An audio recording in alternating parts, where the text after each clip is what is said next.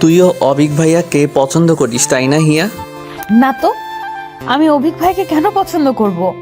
না, এই এলাকার সব মেয়েই তো অবিক ভাইয়া বলতে পাগল, তাই তোকে জিজ্ঞেস করলাম আর কি।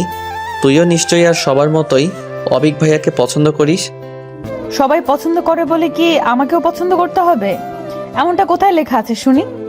না, আসলে আমি তো এমনি জিজ্ঞেস করলাম। তুই কি রাগ করলি? না, আমি আসি আবির ভাইয়া, ক্ষুধা লেগেছে। কলেজ থেকে এসে কিছুই খাইনি।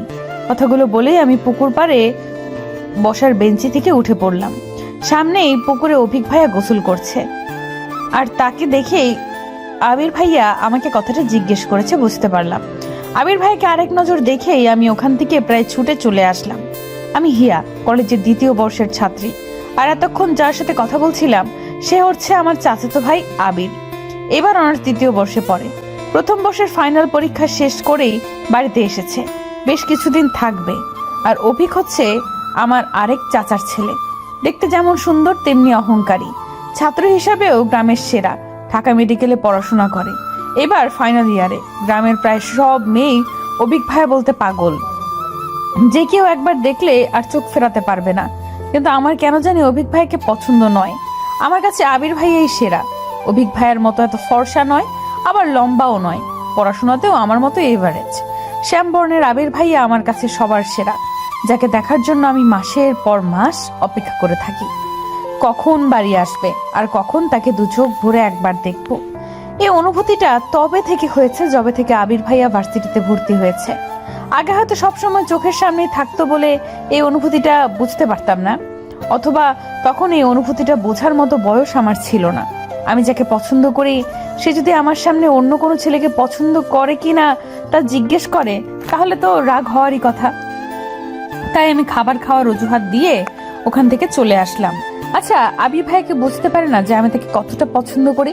নাকি বুঝতে চায় না আমার না বলা অনুভূতিগুলো? নাকি আমাকে মুখ ফুটে বলতে হবে তাকে যে আমি তাকে ভালোবাসি? একটা মেয়ে হয়ে আমি তাকে কি করে বলবো যে আমি তাকে ভালোবাসি? আর আবির ভাইয়া যদি আমাকে পছন্দ না করে, আমাকে ফিরিয়ে দেয়, তখন কি আমি সহ্য করতে পারবো? আবার আবির ভাইয়া যদি অন্য কোনো মেয়েকে পছন্দ করে ফেলে, তাহলে তো আমি সেটা সহ্য করতে পারবো না। আজ একটা বছর আমি আমার অনুভূতিগুলো লুকিয়ে রেখেছি, আর যেন পারছি না।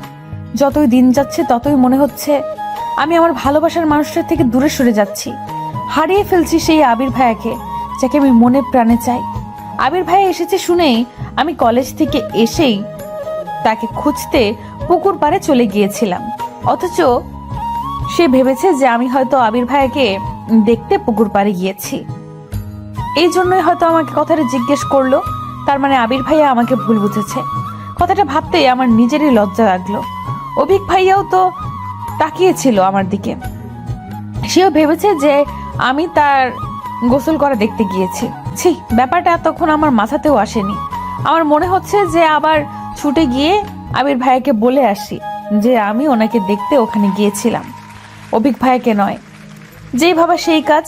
আমি আবার এক ছুটে পুকুর পাড়ে চলে গেলাম, কিন্তু আবির ভাইয়াকে সেখানে না দেখতে পেয়ে এদিক সেদিক খুঁজতে লাগলাম, কিন্তু কোথাও থেকে দেখতে না পেয়ে চলেই আসছিলাম।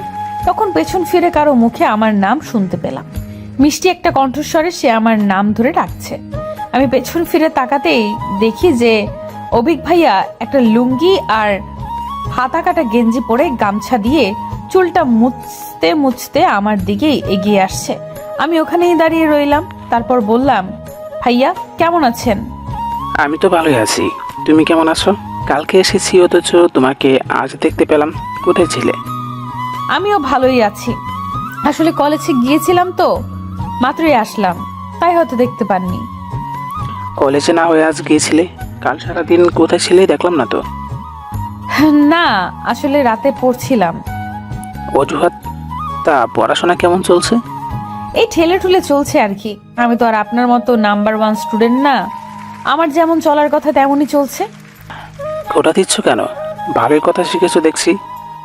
অভিক ভাইয়া আমাদের কাজিনদের সাথে তুমি করেই বেশি কথা বলে, আর আমি অভিক ভাইয়ার থেকে আগে থেকেই 10 হাত দূরে থাকার চেষ্টা করতাম।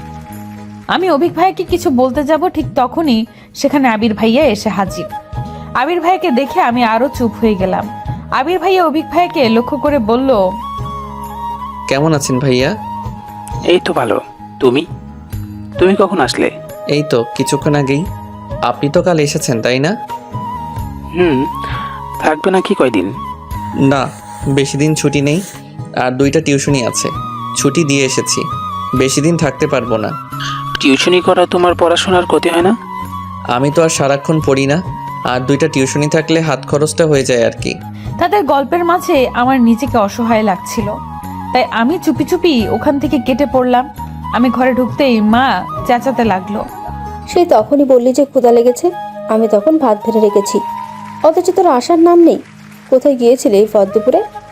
এইখানেই আবির ভাইয়া এসেছে তাই। ওদের দেখে কিছু শেখ।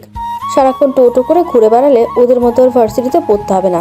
তোর বাবা বলে দিয়েছে কোনো ভার্সিটিতে চান্স না পেলে সোজা বিয়ে দিয়ে দেবে। আসিফ এখন বাবা মায়ের সম্মান রাখলে তবেই বাঁচা। কথাগুলো বলে মা হন হন করে ঘর থেকে বের হয়ে গেল। এই অভিক ভাইয়া আর আবিক ভাইয়া কেন যে ভার্সিটিতে চান্স পেয়েছিল কে জানে। আমাকে আর আমার চাচাতো বোন হিমাকে সারাক্ষণ তাদের গুণগান শুনে কাটাতে হয়। মাঝে মধ্যে ওদের দুজনের উপর প্রচুর রাগ হয়। আর আমার ছোট ভাই আসিফ ভাইদের মান রাখতে সেও ক্লাস টপার 5-এ বৃত্তি পেয়েছে, 8-এ বৃত্তি পেয়েছে, এবার 9-এ পড়ে। বোঝাই যাচ্ছে যে ভাইদের পথ অনুসরণ করেই এগোচ্ছে। আর আমি আর আবির ভাইয়ের ছোট বোন হিমা জমজের মতো একই ক্লাসেই পড়ি, আবার রেজাল্টও একই থাকে, কোনো মতে টেনে টুনে পাস। বিকেলে আমি আর হিমা হাঁটতে বের হয়েছি, তখন হিমা লাজুক ঘেসে আমাকে বলল, জানিস ইয়া, আমি না অভিক ভাইকে পছন্দ করি। অভিক ভাইকে দেখলেই না আমার কেমন জানি লাগে, মনে হয় সারাক্ষণ ওনাকেই দেখি। ইস, ওনার যদি একটা ছোট ভাই বা বোন থাকতো, তাহলে তার ওসিলায় হলেও সারাক্ষণ আমি ওনাদের বাড়ির আশেপাশে ঘুরঘুর করতাম। আর বড় চাচাও দেখ, নিজের বাড়ি রেখে অন্য জায়গায় গিয়ে বাড়ি বানাতে হবে। আমাদের সাথে থাকলে কি হতো, যখন তখন অভিক ভাইকে দেখতে পারতাম। তুই এমন ভাবে বলছিস যেন অভিক ভাইয়াদের বাড়ি আমাদের বাড়ির থেকে কতই না দূরে, শুধুমাত্র রাস্তার এপার ওপার। আর তুই যে অভিক ভাইকে পছন্দ করিস এটা তো অনেক পুরাতন কথা, নতুন কিছু বল। একটা কথা কান খুলে শুনে রাখ, তুই কিন্তু অভিক ভাইয়ের দিকে একদম নজর দিবি না। অভিক ভাইয়া শুধু আমার। আচ্ছা হিয়া, অভিক ভাইয়ার কেমন মেয়ে পছন্দ হতে পারে বলতো? তুই এমন ভাবে বলছিস যেন অভিক ভাইয়া আমাকে বলেছে যে হিয়া আমার না এমন টাইপের মেয়ে পছন্দ। তুমি একটু খুঁজে দেবে? তুই মজা নিচ্ছিস তাই না? তুই নিজে যখন কাউকে পছন্দ করবি তখন বুঝবি যে ভালোবাসার মানুষটি সম্পর্কে জানার জন্য মন কেমন করে। তখন আমাকে বললে আমি ওইভাবে মজা করব। আরে বোন, তুই রাগ করছিস কেন? আমি তো এমনিই বললাম। তুই হঠাৎ অভিক ভাই নিয়ে পড়লি কেন বলতো, কাহিনী কি? সামনেই তো 14ই ফেব্রুয়ারি আসছে। আমি একটা প্ল্যান করেছি, তোকে ছাড়া আর কাউকে তো বলা যাবে না। তার আগে বল, তুই আমাকে হেল্প করবি? কি এমন প্ল্যান করেছিস যে আমার হেল্প ছাড়া হবে না? বলে ফেল শুনি। আমি না এবার ভ্যালেন্টাইন্স ডেতে অভিক ভাইকে একটা চিঠি দেব। তুই কি পাগল হয়ে গেছিস? কেউ জানতে পারলে কি লঙ্কা কাণ্ড হবে তা ভেবে দেখেছিস? আর অভিক ভাইয়ের রিয়াকশন কি হবে বুঝতে পারছিস? তা কল্পনা করতেও আমার হাড় হিম হয়ে আসছে। আরে ভাই, আমি নাম ধাম লিখে দেবো নাকি? আমি অতটাও বোকা নই। তুই আমাকে হেল্প করবি, ব্যাস। বাকিটা আমি তোকে পরে জানাবো, যদি রাজি হয়ে যায়। তুই কি পাগল? চিঠিতে কি এমন দিবি যে তোর নাম না জেনে তোকে পছন্দ করবে?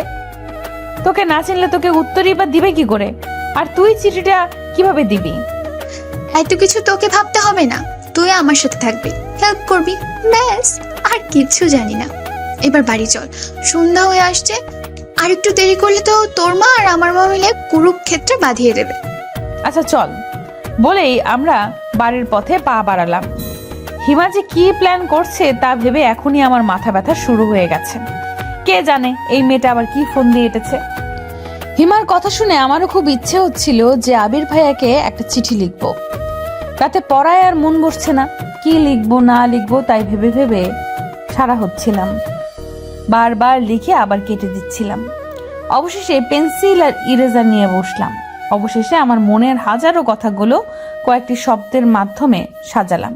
তারপর নিচেই চিঠিটা পড়তে লাগলাম। প্রিয় আবির, আমি আপনাকে ভাইয়া বললেও এই চিঠিতে আর ভাইয়া বলতে চাচ্ছি না, কারণ আমি যে আর আপনার বোন থাকতে চাই না। আমার হাজারো অনুভূতির সাথে আপনার অনুভূতিগুলো সাজাতে চাই। রোজ রাতে আপনার মায়াবী মুখটা দেখে ঘুমাতে চাই, আর প্রতিটা ভোরের আলো আমি আপনার সাথেই দেখতে চাই। আপনি কি আমাকে অনুমতি দিবেন আপনার জীবনের প্রতিটা ঘটনার সাথে আমাকে জড়িয়ে রাখার? আমি কিন্তু আপনার সাথেই আমার জীবনের প্রতিটা মুহূর্ত কাটাতে চাই। প্লিজ না করবেন না, তাহলে আমার এই ক্ষুদ্র হৃদয়টা ভেঙে টুকরো টুকরো হয়ে যাবে। আর টুকরো হৃদয়ে আপনার থাকতে যে কষ্ট হবে, এই চিঠিটা কে লিখতে পারে আশা করি বুঝতে ভুল হবে না। আমি যে হিয়া, আবিরের হিয়া। ইতি লিখে আমি আমার চিঠিটা শেষ করতে চাই না। আমি যে হাজারো কথা লিখতে চাই আপনাকে নিয়ে। আপনার উত্তরের আশায় রইলাম। চিঠিটা দেখছিলাম আর নিজেই লজ্জা পাচ্ছিলাম। আবির ভাইয়ের চিঠিটা পড়ার সময় কি আমার মতোই লজ্জা পাবে, নাকি হাসবে আমার এইসব হাস্যকর লেখা পড়ে? কি রে হিয়া, আজ এত পড়াশোনা করছিস? প্রতিদিন পারলে আমার আগে ঘুমিয়ে যাস, আর আজ এখনো পড়ছিস? হ্যাঁ মা, এই তো পড়া শেষ, এখন ঘুমাবো, তুমি ঘুমাও। কথাটা বলে লাইট অফ করে মায়ের পাশে শুয়ে পড়লাম। আর কাল চিঠিটা আবির ভাইয়ার কাছে কিভাবে পৌঁছাবো তাই ভাবতে ভাবতে ঘুমিয়ে পড়লাম। সকালে কলেজে যাওয়ার সময় হিমা জানালো যে ওর চিঠি লেখা শেষ। ও নাকি পুরো 4 পাতার একটা রচনা লিখেছে। আমি শুনে তো অবাক। তারপর হাসি থামাতে না পেরে বললাম, তুই কি প্রেমপত্রের নামে কোনো রচনা লিখেছিস? এত বড় চিঠি কেউ লিখে? আর তোর মনে হয় অভিক ভাইয়া ওই চিঠি দেখার পর আর পড়বে? আমি কি করব বল, লিখতে লিখতে বড় হয়ে গেছে। আমি তো ভেবেছি যে ওইটা দেখে দেখে তুই আমাকে সুন্দর করে লিখে দিবি। আমার যে হাতের লেখা, অভিক ভাইয়া হাতের লেখা দেখে বমি না করে দেয়। চিঠি পড়া তো দূরের কথা। আরে ভাই, তোর চিঠি আমি কেন লিখবো? তুই কিন্তু কথা দিয়েছিস যে আমাকে হেল্প করবি, এখন পিছু হটলে চলবে না। আচ্ছা বাবা, করব হেল্প। তার আগে বল যে এই চিঠিটা তুই অভিক ভাইয়া অবধি পৌঁছাবি কি করে? কথাটি জিজ্ঞেস করার আরেকটা কারণ হচ্ছে, আমার চিঠিটাও আবির ভাইয়াকে সেইভাবেই দিব। আমার কথাটা শুনে হিমা মুচকি হেসে বলল, ওটা আমার জন্য কোনো ব্যাপারই না। অভিক ভাইয়া যখন রুমে থাকবে না, তুই চাচির সাথে গল্প জুড়ে দিবি, আর আমি সেই সুযোগে চিঠিটা রেখে আসবো। ব্যাস, মিশন কমপ্লিট। আইডিয়াটা কেমন? জিনিয়াস। তুই তো দেখছি ভবিষ্যতে লাভ গুরু হবি। কলেজে পৌঁছেই আমি হিমার চিঠিটা নিয়ে সবার থেকে লুকিয়ে পড়তে লাগলাম। এত লেখা লিখেছে যে পুরো ক্লাসের ফাঁকে ফাঁকে পড়েও আমি সেই চিঠি শেষ করতে পারলাম না। অবশেষে চিঠিটা আমার কাছে রেখে দিলাম।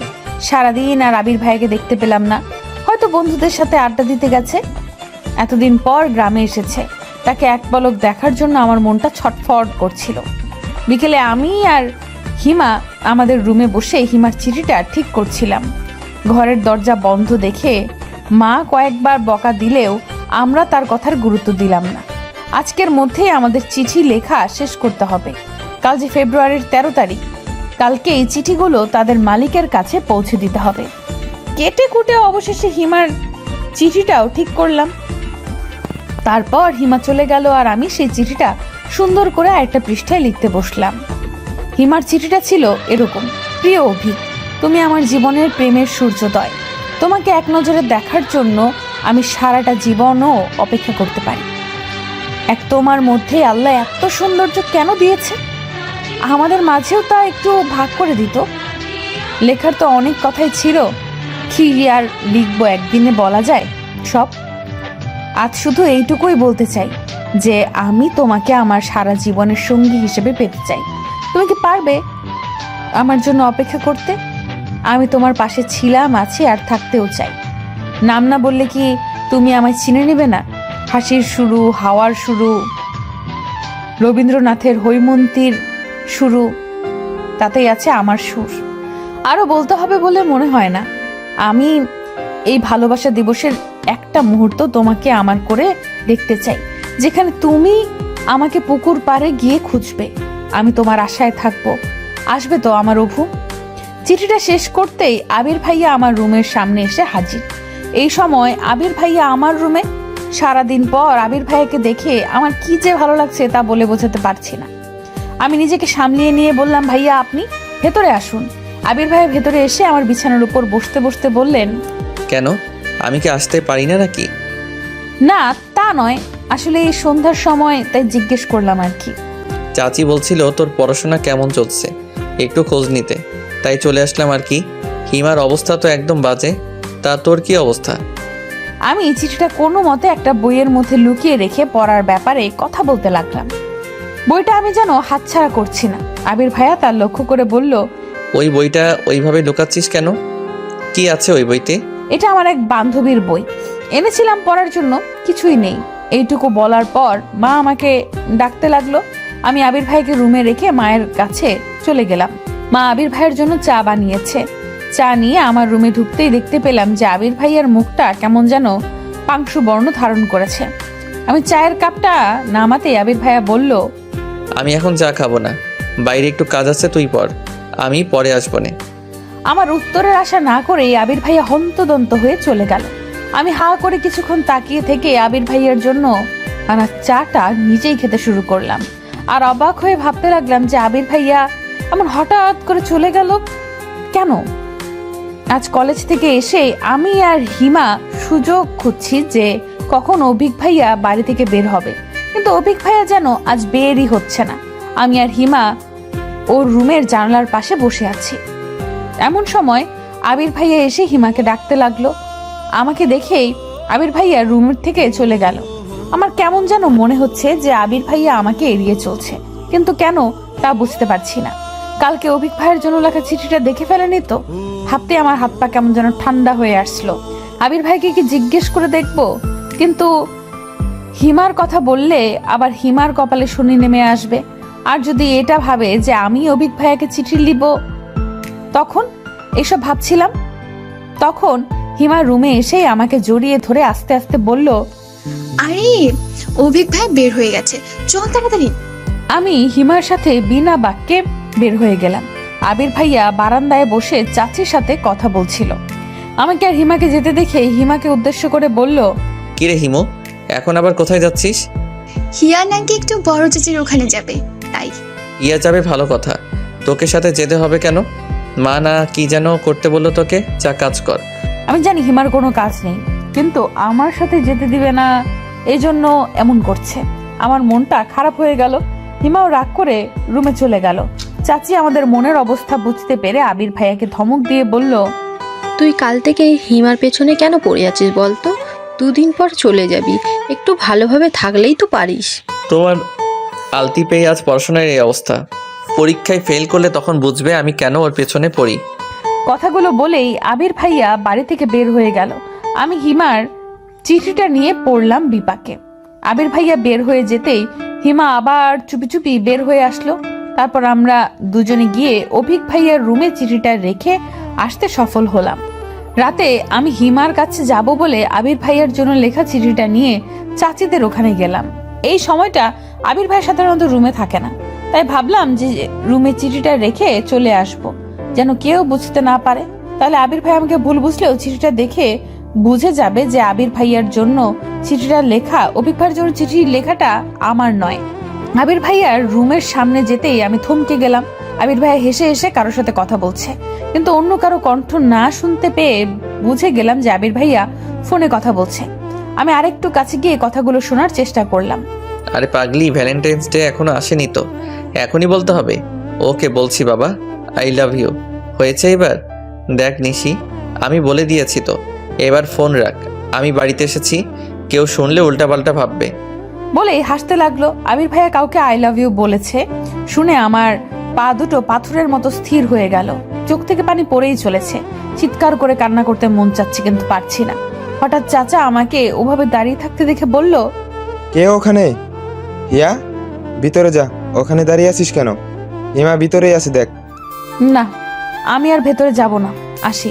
ততক্ষণে আবির ভাইয়া আর হিমা রুম থেকে বাইরে চলে এসেছে। আবির ভাইয়ার চোখে চোখ পড়তেই আমি তাড়াতাড়ি ওখান থেকে চলে আসলাম। অন্ধকারে থাকায় হয়তো কেউ বুঝতে পারেনি যে আমি কান্না করছি। না বোঝাই ভালো। আজ রাতে আমার ঘুম হবে না, তা আমি ভালো করেই জানি। এটাই কি হওয়ার ছিল? আমি যাকে ভালোবাসি সে অন্য কাউকে ভালোবাসে। আচ্ছা, আমারও তো কোনো ভুল হতে পারে আবির ভাইয়া কাউকে ভালোবাসে না, কিন্তু আমি নিজের কানকে কি করে অবিশ্বাস করি? আসলে কি প্রেমে পড়লে মানুষের বুদ্ধি লোপ পায় নাকি বৃদ্ধি পায়? আমার ক্ষেত্রে কোনটা হচ্ছে? আমি আর কিছু ভাবতে পারছি না। বুক ফেটে কান্না করতে মন চাচ্ছে, কিন্তু মা পাশে থাকায় কান্নাও করতে পারছি না। এত রাতে কান্না করলে মা কি ভাববে? রাতে কখন ঘুমিয়ে পড়েছি জানি না। সকালে মায়ের ডাকে ঘুম ভেঙে গেল। আমি বিছানা থেকে উঠতেই আম্মু বকা দিয়ে বলতে লাগলো, জমিদারের বেটির ঘুম কি আজ ভাঙবে? হিমা কখন থেকে উঠে পড়তে বসে গেছে, আর একে দেখো এখনো পড়ে পড়ে ঘুমাচ্ছে। একে দেখলে কে বলবে যে কিছুদিন পরে ইন্টার পরীক্ষা? আমার হয়েছে যত জ্বালা। এত বড় মেয়ে, না তো কোনো কাজ করে আর না তো পড়াশোনা। আমি বিছানা থেকে নেমে মায়ের কথায় কান্না দিয়ে বাথরুমে চলে এলাম। এটা মায়ের রোজকার লেকচার, শুনে শুনে এখন মুখস্থ হয়ে গেছে। আমি বাথরুমে থেকেও মায়ের ক্ষীণ গলা শুনতে পেলাম। একে বিয়ে দিয়ে দাও তো, লাভ নেই। শ্বশুরবাড়ির লোকজন বলবে যে মা কি শিখিয়েছে। তোর বাপকে বলিস কয়েকটা কাজের লোক ঠিক করে রাখতে, বিয়ের সময় তাদেরকেও তোর সাথে পাঠিয়ে দেবে। আর না হলে এখন থেকে পড়াশোনা বাদ দিয়ে কাজ কাম কিছু শিখে নে, কাজে লাগবে। কথাগুলো বলতে বলতে আমার বিছানা ঠিক করতে লাগলো। আমিও সহজে বের হচ্ছি না। বের হলেই লেকচার আবার শুরু হয়ে যাবে। মা রুম থেকে বের হয়ে যেতেই আমি বাইরে আসলাম। ফ্রেশ হয়ে মাকে দেখানোর জন্য হলেও একটু পড়তে বসলাম, না হলে আবার শুরু করে দিবে। কলেজে যাওয়ার সময় আবির ভাইয়াকে অনেক খুঁজলাম, কিন্তু কোথাও দেখতে পেলাম না। হিমার থেকে জানতে পারলাম যে আবির ভাইয়া নাকি আজকে সকালেই চলে গেছে। শুনে আমার বুকের ভেতরটায় কেমন হু হু করে উঠলো। আবির ভাইয়া আজকেই কেন চলে গেল? তার মানে সে আমার ভালোবাসার মানুষটির সাথে আজকের দিনটা কাটাতে চায়। আমি আর কিছু ভাবতে পারছি না আবির ভাইয়াকে নিয়ে। তাকে নিয়ে যতই ভাবছি আমার মনের ভেতরটা ততই অস্থির হয়ে উঠছে। অভিক ভাইয়াও নাকি আজকেই চলে যাবে, এটাও হিমার থেকেই জানতে পারলাম। অভিক ভাইয়ার কারেন্ট অ্যাফেয়ারেন্স হচ্ছে হিমা, সব খবর ওর কাছে থাকে। পুরো রাস্তা হিমা বক বক করে যাচ্ছে, অথচ আমি চুপ করে আছি দেখে হিমা জিজ্ঞেস করলো, কিরে, তুই আজ এমন চুপ করে আছিস কেন? অসুস্থ নাকি? না তো, আমি অসুস্থ থাকলে কলেজে যেতাম নাকি? তুই চিনিস না আমাকে? আসলে আমি তো অভিক ভাইয়াকে দেওয়া চিঠিটা নিয়ে চিন্তিত আছি। না জানি অভিক ভাইয়া কি ভাববে, আদৌ তোকে চিনতে পারবে কিনা। আচ্ছা, তোকে না চিনতে পারলে তো ক্ষতি নেই, কিন্তু যদি তোকে চিনে ফেলে আর চাচা বা আবির ভাইয়াকে ব্যাপারটা বলে দেয়, তোর এসব নিয়ে চিন্তা হচ্ছে না? তুই আমাকে সাহস দিবি কি আরো ভয় পাই দিচ্ছিস? আমি তো এসব ভেবেই দেখিনি। আবির ভাইকে এই ব্যাপারে বললে তো আমাকে কুরবানি করে ফেলবে। তুই আমাকে ওই ব্যাপারটা আগে বলবি না? ওর ভয়ের তো মুখ দেখে আমি হাসি চাপিয়ে রাখতে পারছিলাম না। এখন হেসে ফেললে হিমা রেগে আগুন হয়ে যাবে, তাই আমি অনেক কষ্টে হাসিটা চেপে রেখে ওকে সাহস দিয়ে বললাম, আরে অভিক ভাই চিনে ফেললেও সমস্যা নেই, তুই তো নিজের নাম লিখে দিসনি। অভিক ভাইয়াকে যে কেউ চিঠি দিতে পারে, তা কি আমরা জানি নাকি? কিন্তু চাচি যদি বলে দেয় যে কাল ওনাদের বাড়িতে শুধু আমরাই গিয়েছিলাম, তখন আমার তো ভয় এখনই কলেজে শুকিয়ে যাচ্ছে। আমি ব্যাগ থেকে পানির বোতল বের করে ওর দিকে এগিয়ে দিয়ে বললাম, আচ্ছা চিন্তা করিস না, ধরা পড়লেও বলে দেব যে কেউ একজন আমাদের কাছে চিঠিটা দিয়ে দিয়েছিল অভিক ভাইয়া পর্যন্ত পৌঁছে দিতে। আমরা দিয়েছি, আর কিছু জানি না। কে চিঠি দিয়েছে তা বলা যাবে না। তারপর হিমাকে কিছুটা শান্ত করে নিয়ে আমরা কলেজ অবধি পৌঁছলাম। আজ সারাদিন আমার কানে শুধু আবির ভাইয়ার বলা কাল রাতের কথাগুলোই বাজতে লাগলো। যাই করি না কেন ঘুরে ফিরে শুধু ওই কথাগুলোই মনে হতে লাগলো। হিমা নিজে অভিক ভাইকে নিয়ে চিন্তিত ছিল, তাই আমার দিকে আর নজর না দেওয়ায় আমিও বেঁচে গেলাম ওর জেরা থেকে। হিমা এখন মনে প্রাণে চাইছে যে আমরা কলেজ থেকে ফেরার আগেই যেন অভিক ভাইয়া চলে যায়। হিমার দোয়াটা মনে হয় আল্লাহ কবুল করেছিল। আমরা পৌঁছে দেখলাম যে অভিক ভাইয়ার মা মানে আমাদের বড় চাচি আমার মায়ের সাথে গল্প করছে, আর ওনার থেকে জানতে পারলাম যে অভিক ভাইয়া চলে গেছে। বেচারি হিমা একদিক দিয়ে খুশি হলো যে অভিক ভাইয়ার চিঠি সম্পর্কে কাউকে কিছু বলেনি, কিন্তু অভিক ভাইয়াকে আবার অনেক দিন দেখতে পাবে না বলে দুঃখও পাচ্ছিল। ইন্টার্নি শেষ না করে নাকি অভিক ভাইয়া আর বাড়ি আসবে না সহজে, এটাও হিমার মুখেই শুনেছি। ও যে এত খবর কিভাবে পায় আমি তাই বুঝি না। পুরো একটা সিসিটিভি ফুটেজ। আমার তো এখন সন্দেহ হচ্ছে এটা ভেবে যে অভিক ভাইয়া চিঠিটা আদৌ দেখেছে। তো হিমা তো বলল যে চিঠিটা ও অভিক ভাইয়ার বইয়ের মধ্যে রেখেছিল, তাও আবার যে বইটা সামনে ছিল। অভিক ভাইয়া তো বই না পড়ে থাকার মানুষ না, তাহলে কি চিঠিটা দেখেও পড়েনি, নাকি পড়েও হিমাকে চিনতে পারেনি? না চিনতে পারলেই ভালো। এসব ভাবতে ভাবতে রুমের দিকে পা বাড়ালাম। আমি রুমে ঢুকতেই একটা নতুন ডায়েরি দেখতে পেলাম। আমি ব্যাগটা নামিয়ে ডায়েরিটা উল্টে পাল্টে দেখতে দেখতে বাইরে এসে মাকে জিজ্ঞেস করতেই মা বলল, অভিক ডায়েরিটা দিয়েছে, তোকে আর হিমাকে নাকি পরীক্ষার জন্য গিফট করেছে। তোদের পরীক্ষার আগে হয়তো আর আসবে না, তাই দিয়ে গেল। আমি ডায়েরি উল্টোতে গিয়ে শেষের দিকে কিছু একটা লেখা দেখতে পেলাম। আমি তাড়াতাড়ি রুমে গিয়ে লেখাগুলো পড়া শুরু করলাম। আমি অবিক। হিয়া, আমি জানি চিঠিটা তুমি লিখেছো। তোমার হাতের লেখা আমি খুব ভালো করে চিনি। দেখো, আমি কথাগুলো তোমাকে সরাসরি বলতে চেয়েছিলাম, কিন্তু তুমি তো জানোই আমি একটু লাজুক প্রকৃতির। কারো সামনে গেলে ভালো করে কথা বলতে পারি না। আর যে কথাগুলো আমি গুছিয়ে লিখতে পারবো, সেগুলো সামনে গেলে গুছিয়ে বলতে পারবো না। তাই তোমার থিওরি আমি তোমার উপরই অ্যাপ্লাই করলাম। আমিও আমার মনের কথাগুলো লিখলাম। আমি তোমার থেকে অনেক সিনিয়র, তাই জীবন সম্পর্কে তোমার থেকে আমার ধারণা কিছু বছরের হলেও বেশি। তোমার ওই লাইফটা আমি অনেক বছর আগেই পার করে এসেছি, তাই তোমার মনের অবস্থাটা আমি ভালো করে বুঝতে পারছি। তোমার আবেগের বয়সটা এখনও চাইনি। আবেগ দিয়ে জীবন চলে না হিয়া, বাস্তবতাকে বুঝতে শিখো। আগে এটা বোঝার চেষ্টা করো যে তুমি সত্যিই আমাকে ভালোবাসো নাকি এটা শুধু ভালো লাগা। লাভ আর অ্যাট্রাকশনের মধ্যে অনেক তফাৎ। তোমাকে ফিরিয়ে দেওয়ার মতো ইচ্ছা বা সাহস কোনোটাই আমার নেই। কেন জানি না তোমাকে আমার ভালো লাগে, তবে সেটা আদৌ ভালোবাসা কিনা আমি আজও বুঝতে পারিনি। তাই বাকিটা সিদ্ধান্ত তোমাকেই দিতে হবে। আমি তোমার ভালোবাসা নাকি শুধু ভালো লাগা। আমি কখনো এসব প্রেম ভালোবাসা নিয়ে ভাবার সময় পাইনি।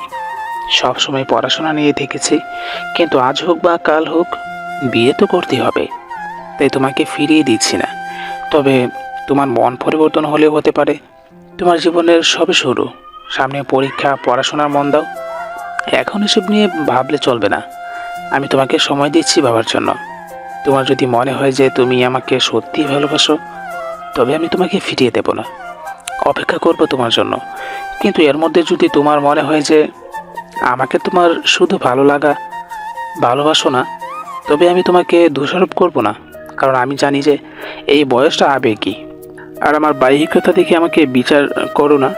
আমার আচার আচরণের স্বভাব চরিত্র এগুলো বিচার করো, তারপর তুমি সিদ্ধান্ত নেবে। আর হ্যাঁ, তোমার পরীক্ষার মধ্যে এ নিয়ে কোনো টেনশন করবো না। এখন তোমার পড়ার সময়। পরীক্ষা শেষ করে ঠান্ডা মাথায় ভেবে তারপর আমাকে জানিও। উপদেশগুলো গ্রহণ করলে খুশি হব। আর আমার লেখাগুলো পড়ে একদম মন খারাপ করবে না। নিজের খেয়াল রেখো, ভালো থেকো, সুস্থ থেকো। তোমার প্রিয় অপু। লেখাগুলো পড়তেই আমার মাথার মধ্যে ঝিমঝিম করতে শুরু করে দিয়েছে। আমি হাসবো নাকি কাঁদবো বুঝতে পারছি না। প্রথমে আবির ভাইয়া আমাকে ভুল বুঝলো, আর এখন অভিক ভাইয়াও। কিন্তু এই লেখাগুলো দেখলে হিমাও যে আমাকে ভুল বুঝবে। যাই হোক না কেন, হিমাকে এই ব্যাপারে কিছুই বলা যাবে না, তাহলে ও আমাকে খুন করে ফেলবে। অভিক ভাইয়া কি করে ভাবতে পারলো যে আমি ওনাকে পছন্দ করি?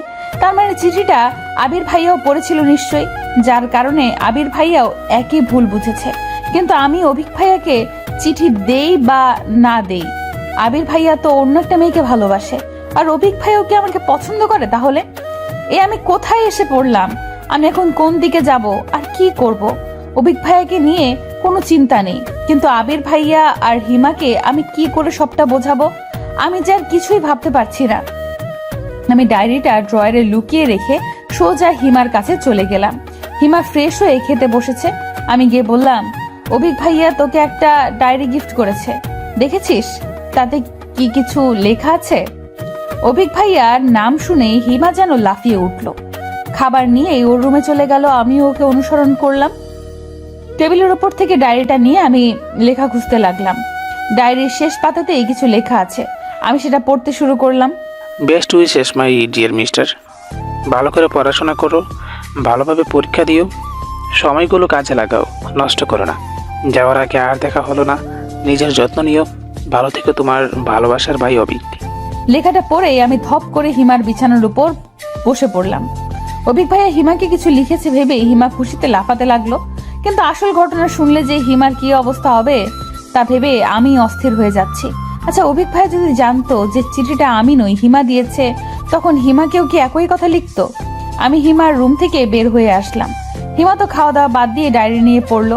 হাজার হোক, ডায়েরিটা অভিক ভাইয়া দিয়েছে। আমি বিষণ্ণ মনে রুমে গিয়ে ফ্রেশ হয়ে নিলাম। খাওয়ার কোনো ইচ্ছে না থাকা সত্ত্বেও মায়ের জোরাজোরিতে খেতে বসলাম। 2 বার খাবার মুখে দিয়েই আর খেতে ইচ্ছে হচ্ছিল না, তাই বাকি খাবারটা রেখেই উঠে পড়লাম। মা কিছু বকাবকি করে চলে গেল। আমি বিছানায় শুয়ে ফোনটা হাতে নিয়ে একবার অভিক ভাইয়ার নাম্বার বের করছি, একবার আবির ভাইয়ার নাম্বার বের করছি, কিন্তু কাউকেই কল করার সাহস পাচ্ছি না। কল করে কি বলবো তাই ভেবে পাচ্ছি না। আমি এমনিতেও ফোনে কথা কম বলি, আবির ভাইয়ের সাথে যাওয়া বা টুকটাক কথা হয়, অভিক ভাইয়ের সাথে ফোনে কথা হয় না বললেই চলে। ভাইয়াও কল করে না আর আমিও না। অনেকক্ষণ ভেবে চিন্তে কিছুটা সাহস নিয়ে অভিক ভাইয়াকে কল করেই ফেললাম। কল করার কিছুক্ষণ পর আবির ভাইয়া কল রিসিভ করে বলল, হ্যালো হিয়া, আবির ভাইয়া কোথায় আপনি? আমি মাত্র পৌঁছালাম বাসায়, কিছু বলবি? না মানে ভালোভাবে গেছেন তো? আরও কিছু বলার থাকলে বল। আমি খুব টায়ার্ড, বুঝতেই পারছিস, মাত্র আসলাম রুমে। আমি তাড়াতাড়ি করে কল কেটে দিলাম। আর কিছু বলার ইচ্ছেটা আমার মরে গেছে। একটু ভালো করে কথা বললেও পারতো। আমি কল কেটে দেওয়ার পর আবির ভাইয়া আরো 2 বার কল করলো। আমি রিসিভ করলাম না। রিসিভ করে কি বা বলবো? এরপর ভাবছিলাম যে অভিক ভাইয়াকে কল করে সব সত্যিটা বলে দিব, যে চিঠিটা আমি লিখলেও আমার জন্য নয়, হিমার জন্য লিখেছিলাম। কিন্তু আবির ভাইয়ার সাথে কথা বলে সেই মুডটাই নষ্ট হয়ে গেল। তাই আর অভিক ভাইয়াকে কল করলাম না। জানি না আবির ভাইয়া আবার আসবে কবে, আর কবে সামনে থেকে এক নজরে দেখতে পাবো, আর কেনই বা এই সত্যিটা জানাতে পারবো। আবির ভাইয়া কাউকে ভালোবাসলেও মেনে নিতে হবে, কিন্তু তাই বলে সে আমাকে ভুল বুঝবে সেটা তো হতে পারে না। কিন্তু হিমাকে সত্যিটা তাড়াতাড়ি জানাতেই হবে, নইলে অনেক কিছুই হতে পারে। বিশেষ করে হিমা পরে ব্যাপারটা জানতে পারলে আমাকে ভুল বুঝবে। এটা কিছুতেই হতে দেওয়া যাবে না। আবির ভাইয়াকে পরে বোঝালেও হবে, কিন্তু হিমাকে কি করে সবটা বলবো তাই বুঝতে পারছি না। ওর প্রতিক্রিয়াটাই বা কি হবে কে জানে। অভিক ভাইকে কথাটা না জানানো পর্যন্ত আমার শান্তি হচ্ছিল না। অভিক ভাইকে হিমার কথা জানাতেই অভিক ভাইয়া রাগান্বিত স্বরে বলল, হিয়া, তোমার কমন সেন্স নেই? অন্যের চিঠি তুমি তুমি কেন লিখবে? আর হিমাকে জানিয়ে দাও, ওকে শুধুমাত্র আমার ছোট বোন ভাবি, এর বাইরে কিছুই নয়। ভাইয়া কথাটা আপনি নিজে হিমাকে জানিয়ে দিলে খুশি হতাম। ওকে, আর আমি তোমাকে পছন্দ করি এটা তো এখন তুমি জেনে গেছো। তোমার মতামত যখন খুশি জানিয়ে দিও, আমি আশায় থাকবো তোমার উত্তরের। এখন পড়াশোনার সময়, এসব নিয়ে ভাবতে হবে না। ভাইয়া আসলে আমি আপনাকে আমার বড় ভাই হিসাবেই মানি, তাই। ওকে, আমার জন্য তোমার চিন্তা করতে হবে না। ভেবো না যে তুমি না করার আমি অনেক কষ্ট পাবো, কেননা তোমাকে আমার ভালো লাগে, জাস্ট এইটুকুই। ব্যাপারটা এখানেই শেষ হয়ে গেল। ভালো হয়েছে কোনো জিনিস নিয়ে বাড়াবাড়ি আমার একদম পছন্দ নয়। আর এসব কথাগুলো কাউকে জানানোর প্রয়োজন নেই। কাজিনদের মধ্যে কোনো ভুল বোঝাবুঝির সৃষ্টি হোক, সেটা আমি চাই না। আচ্ছা। তুমি কি আমাকে ভয় পাও? না আসলে। প্লিজ কিছু মনে করো না, আমি এভাবে কথাগুলো বলতে চাইনি, কিন্তু ইটস ওকে ভাইয়া, আপনি শুধু হিমাকে একটু বুঝিয়ে বলবেন তাহলেই হবে। আচ্ছা সরি হিয়া, সত্যিটা না জেনেই আমি তোমাকে। থাক না, এসব আর না বলাই ভালো। তারপর অভিক ভাইয়া কল কেটে দিতেই আমি যেন হাফ ছেড়ে বাঁচলাম। একটু পরে হিমা মন খারাপ করে আমার রুমে আসলো। তারপর আমাকে জড়িয়ে ধরে কান্না করতে লাগলো, কারণ অভিক ভাইয়া ওকে সবটা বলেছে, আর সেটা শুনেই ওর এই অবস্থা। অভিক ভাই সব কিছু পেয়েছে বলে এত অহংকার থাকতে হবে? আমি কি দেখতে এতটাই খারাপ? পড়াশোনায় নাও একটু কাঁচা, তাই বলে এইভাবে সরাসরি মুখের উপর না করে দিতে পারলো? আমি ওর পিঠে হাত বুলিয়ে শান্ত হতে বললাম। তারপর ওকে বুঝালাম যে অভিক ভাইয়ের থেকে আরো ভালো ছেলে পাবে ও। অভিক ভাইয়া আমাকে পছন্দ করে, এটা ওর থেকে গোপন রাখাই ভালো। তাই ও এই বিষয়ে আর কিছু বললাম না। কেটে গেছে কয়েকটা মাস। আমি আবির ভাইয়ের সাথে আর একদিনও কথা বলিনি। সে তো তার প্রিয় মানুষের সাথেই আছে, আমার সাথে কেন কথা বলতে হবে? আমিও ভার্সিটিতে পড়বো, আর প্রেম করে আবির ভাইকে দেখিয়ে দিব। ইদানিং আমার পড়াশোনা দেখে রীতিমতো সবাই অবাক, ভীষণ অবাক। আর আব্বু ভীষণ খুশি যে আমি পড়াশোনায় মন দিয়েছি। সত্যি বলতে ইদানিং পড়াশোনা করতে আমার ভালোই লাগে। আর সব থেকে মজার ব্যাপার হচ্ছে, পড়াশোনায় ডুবে থাকলে আবির ভাইয়ার কথাও বেশি মনে পড়ে না। কলেজে এখন আর যেতে হয় না, শুধু প্রাইভেট আর কোচিং। ভালোই যাচ্ছে দিনকাল। আজ আমার একমাত্র ফুফুর বড় মেয়ের গায়ে হলুদ অনুষ্ঠান। ফুফুর শুধু 2 মেয়ে, কোনো ছেলে নেই। বড় মেয়ে নিশি আর ছোট মেয়ে মিশি। মিশি এবার ক্লাস 9-এ পড়ে। ফুপুর বাড়ি আমাদের বাড়ি থেকে বেশি দূর না হলেও বেশি যাওয়া হয় না ওখানে। আজ ফুপুর বাড়িতে যাওয়ার কোনো ইচ্ছে আমার ছিল না, কিন্তু হিমা যখন জানালো যে আজ নিশি আপুর গায়ে হলুদের অনুষ্ঠানের জন্য আবির ভাইয়া আসবে, তখন কেন জানি আমার যেতে মন চাইলো। কতদিন আবির ভাইয়ের ওই মুখটা দেখি না, কিন্তু সে তো অন্য কাউকে ভালোবাসে। কথাটা মনে হতেই আবার আমার মনটা খারাপ হয়ে গেল। কিন্তু আমি না গেলে হিমাও যাবে না। হিমার জেদের কাছে হেরে অবশেষে রাজি হলাম। সবার সাথে আমিও হলুদ শাড়ি পরেছি, আর আমার চোখ দুটো শুধু বারবার আবির ভাইকে খুঁজছে। কখন যে আসবে? হিমা সবার সাথে মজা করছে, কিন্তু আমি একপাশে দাঁড়িয়ে আবির ভাইকে খোঁজার চেষ্টা করছি। এমন সময় কেউ একজন আমার পেছন থেকে বলে উঠল, এক্সকিউজ মি কেশবতী। আমি পেছনে তাকাতেই দেখতে পেলাম যে একটা ছেলে দাঁড়িয়ে আছে। ছেলেটা দেখতে কিছুটা অভিক ভাইয়ার মতোই। আমি প্রথমে দেখেই কিছুক্ষণ হাঁ করে তাকিয়েছিলাম যে অভিক ভাইয়া তো আসার কথা না, তাহলে এই ছেলেটাকে? আর আশেপাশে তো কেউ নেই। কেশবতী বলে কাকে ডাকছে? এই যে মিস, হ্যাঁ আপনাকেই বলছি। আমি জানি আমি দেখতে অনেক সুন্দর, তাই বলে ওভাবে তাকিয়ে রাখতে হবে? ওনার কথা শুনে আমি রাগে আর লজ্জায় আমার চোখ নামিয়ে নিয়ে বললাম, এই যে মিস্টার হনুমান, সুন্দর হয়েছেন বলে শুধু অহংকার, তাই না? এই সৌন্দর্য কি আপনি নিজে তৈরি করেছেন নাকি? আল্লাহ আপনাকে এত সুন্দর করে তৈরি করেছেন বলেই না আপনি এত সুন্দর হয়েছেন। আর আপনি আমাকে কেশবতী কেন বলছেন? মেনেই যখন নিয়েছেন যে আল্লাহ আমাকে সুন্দর করে বানিয়েছেন, তাহলে হনুমান বলে আপনি সেই সৌন্দর্যের অবমাননা করতে পারেন কি? সেটা তো আপনার অহংকার দেখে বলেছি, কিন্তু আপনি আমাকে... কারণ আমি তো আপনার নাম জানতাম না, শুধু আপনার চুলগুলোই দেখছিলাম। আর এত সুন্দর চুলের অধিকারী যে তাকে কেশবতী বলে ভুল করে নিচ্ছু। চুল তার কবিকার অন্ধকার বিদিশার নেশা। কবিতার এই লাইনটা আপনার জন্য যেন কবি লিখেছিলেন। আচ্ছা, আপনি কে বলুন তো? আমার সাথে এসব আউল ফাউল কেন পেঁচাল শুরু করেছেন? আর আমি বা এতক্ষণ আপনার সাথে কথা বলছি কেন? আরে সরি, আপনাকে যে জন্য ডাকছিলাম তাই তো শোনানো হয়নি। এখানে আশেপাশে কোনো ফুলের দোকান আছে? মিশি আমাকে ফুল কিনে আনতে বলেছে, কিন্তু আমি এখানে তেমন কিছুই চিনি না। আপনাকে দেখে ভাবলাম যে জিজ্ঞেস করে নেই। মিশি আর কাউকে পায়নি ফুল কেনার জন্য। আপনার মতো একটা গাধাকে পাঠিয়েছে। আর আপনিও আমাকে পেলেন জিজ্ঞাসা করার জন্য। আশেপাশে কোনো ছেলের অভাব আছে নাকি? মেয়ে দেখলে এই কথা বলতে মন চায়? লুচ্চা! আপনি আশেপাশে আর কাউকে দেখতে পাচ্ছেন? এখানে শুধু আমি আর আপনি আছি। আর শুনুন, আপনি আমাকে গাধা, হনুমান আর এসব কেন বলছেন? আমার তো সুন্দর একটা নাম আছে নাকি? সাহিল শাহরিয়ার আমার নাম। নেক্সট টাইম মাথায় রাখবেন। আর উপকার না করলে না করেন, উল্টোপাল্টা কথা বলবেন না। কি ব্যাপার? কি হয়েছে? আপনি কি হিয়াকে চিনেন? ও আচ্ছা, আপনার নাম তাহলে হিয়া। চেহারার মতো নামটাও খুব মিষ্টি। কি রে, তুই এই ছেলেটাকে চিনিস নাকি? আমি ভয়ে ভয়ে না সূচক মাথা নাড়তেই আবির ভাইয়া সাহিলের দিকে এগিয়ে গিয়ে বলল, একা একটা মেয়েকে পেয়ে বিরক্ত করছেন, লজ্জা করছেন আপনার? দেখে তো ভদ্র করে ছেলে বলেই মনে হচ্ছে, ব্যবহার দেখে তো তা মনে হচ্ছে না।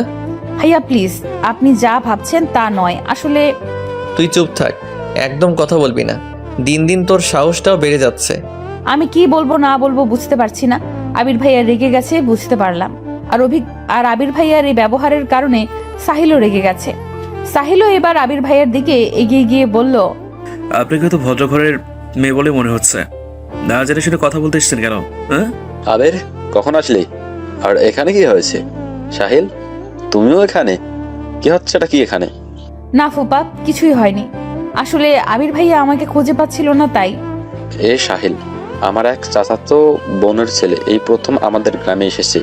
আবির, ওকে নিয়ে গ্রামটা ঘুরে দেখাস। আর ওই মেয়েটাকে হিয়া। ফুপার কথায় এতক্ষণে সবার আবির ভাইয়ার সাথে আসা মেয়েটির দিকে নজর পড়ল। আমি কিছু বলার আগেই আবির ভাইয়া আমার হাত থেকে নিজের হাত ছড়িয়ে নিয়ে মেয়েটার পাশে গিয়ে বলল, এই নিশি আমার বান্ধবী, কখনো গ্রামের বিয়ে দেখেনি, তাই নিশি আপুর বিয়েতে আসতে যাচ্ছিল, তাই। ভালো হয়েছে নিয়ে এসেছিস। তা তোরা সবাই এখানে দাঁড়িয়েছিস কেন? ভেতরে যা, সবাই ভেতরে। বলেই ফুপা ওখান থেকে চলে গেল। তারপর আবির ভাইয়া একবার সাহিলের দিকে আর একবার আমার দিকে দেখেছিল, আর আমি নিশিকে দেখছিলাম। আবির ভাইয়া কি করে পারলো মেয়েটাকে বাড়ি অবধি নিয়ে আসতে, ভেবেই আমার মনটা ভেতর থেকে কেঁদে উঠল। আমি ওখান থেকে অতি দ্রুত চলে আসলাম। সাহিল ভাইয়াও আবির ভাইয়ের দিকে কটমট করে তাকিয়ে থেকে চলে গেল। আবির ভাইয়া আর তার সেই নিশি ওখানে দাঁড়িয়ে রইল। আমি ওখান থেকে সোজা বাড়ি চলে আসলাম। বাড়িতে কেউ নেই এখন, সবাই ওই বাড়িতে। তাই আমি পুকুর পাড়ে বসে বসে কান্না করছিলাম। এমন সময় পেছনে কারো পায়ের আওয়াজ শুনে ওদিকে তাকাতেই আবির ভাইয়াকে দেখে চমকে উঠলাম। আবির ভাইয়া নিঃশব্দে আমার পাশে বসে বলল, সেদিন কেন আমায় মিথ্যে বলেছিলি? সত্যিটা বললে কি এমন হতো?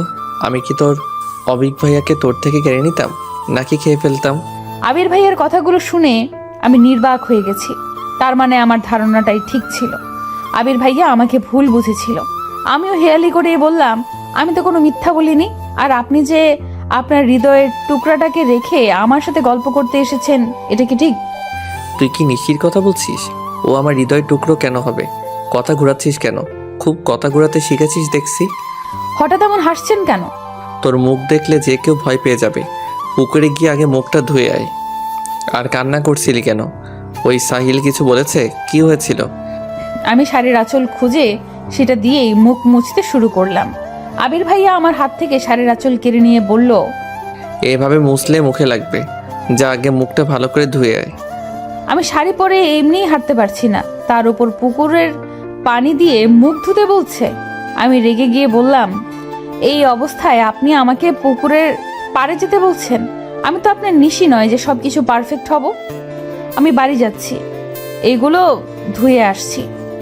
বলেই আমি বেঞ্চি থেকে উঠতেই আবির ভাইয়া আমার হাত টেনে আবার বেঞ্চিতে বসিয়ে দিলেন।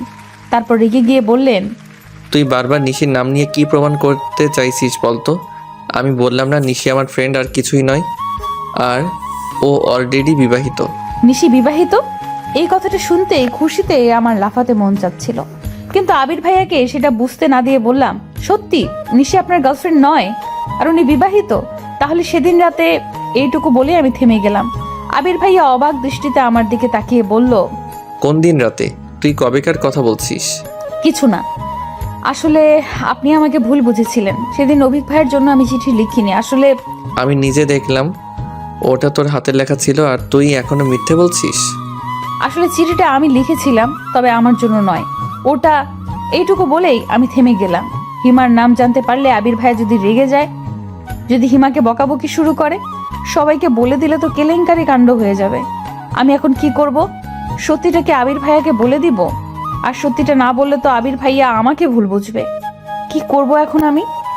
তুই নিজেই বলছিস যে চিঠিটা তুই লিখেছিস, আবার বলছিস তোর জন্য নয়। এটা কি ধরনের মজা হিয়া?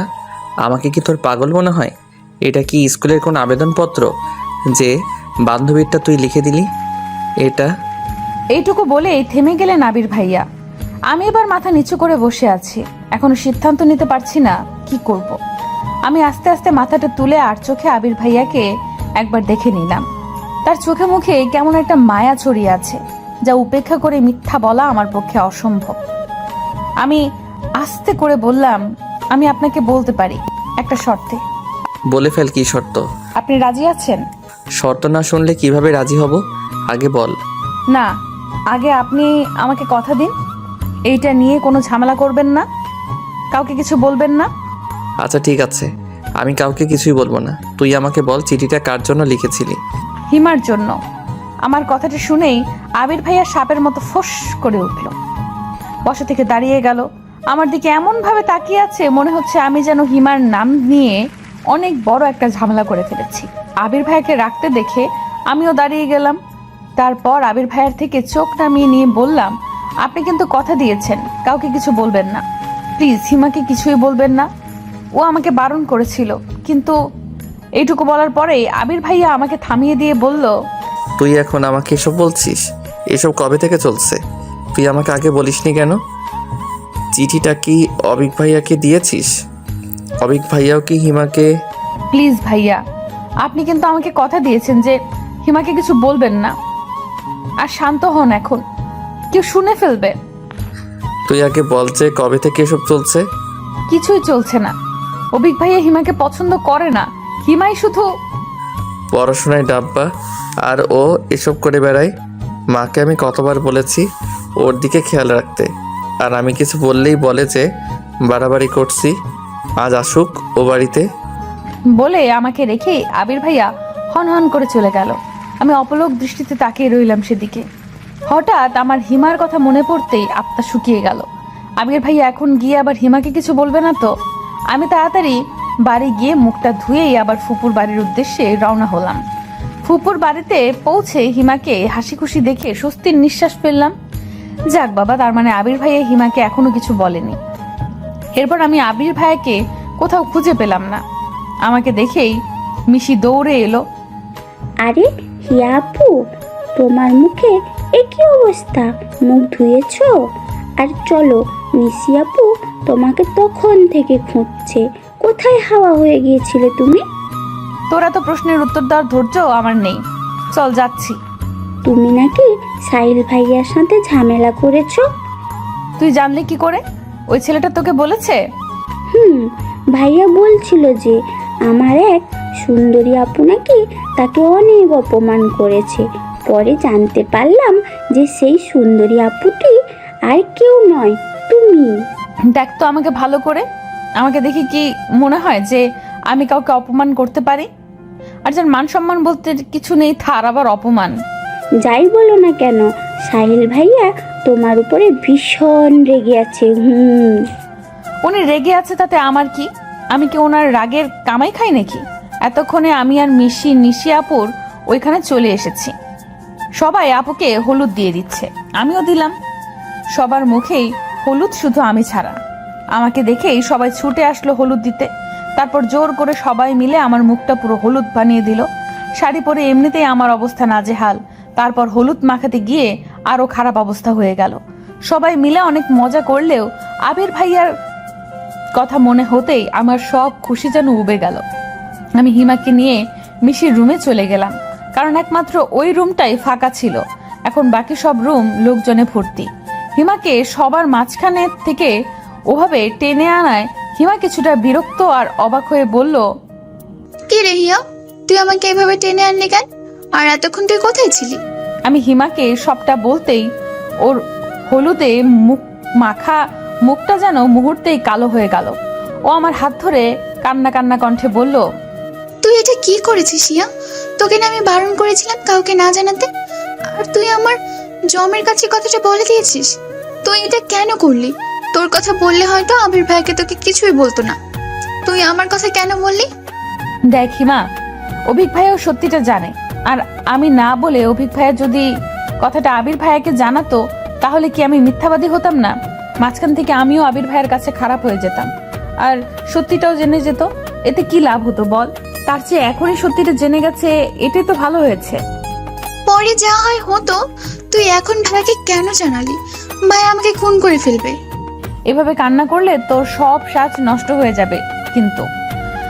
আর শোন, আবির ভাইয়া আমাকে কথা দিয়েছে যে তোকে কিছু বলবে না। ট্রাস্ট মি, আমার বিশ্বাস আবির ভাইয়া নিজের কথা রাখবে। ছোটবেলা থেকে চিনি আমি ভাইয়াকে। একবার যখন কথা দিয়েছে তখন তোকে কিছুই বলবে না। আর বললেও আমি তো আছি নাকি? আমাকে তোর ভরসা হয় না? তারপর অনেক বুঝিয়ে সুঝিয়ে হিমাকে শান্ত করে রুম থেকে বের হলাম। হিমাও কান্নাকাটি করে আমার মতো অবস্থা হয়েছে। একে তো মুখে মেকআপ, তার উপর হলুদ, তার উপরে এখন আবার কান্না করলো। তাই হিমা মুখ ধুতে চলে গেল। তখন আবির ভাইয়ার বান্ধবী নিশি আপু আমার দিকে এগিয়ে এসে বলল, তুমি তাহলে সেই হিয়া যার কথা আবির সবসময় বলে? আমার কথা আবির ভাইয়ার মুখে শুনেছেন?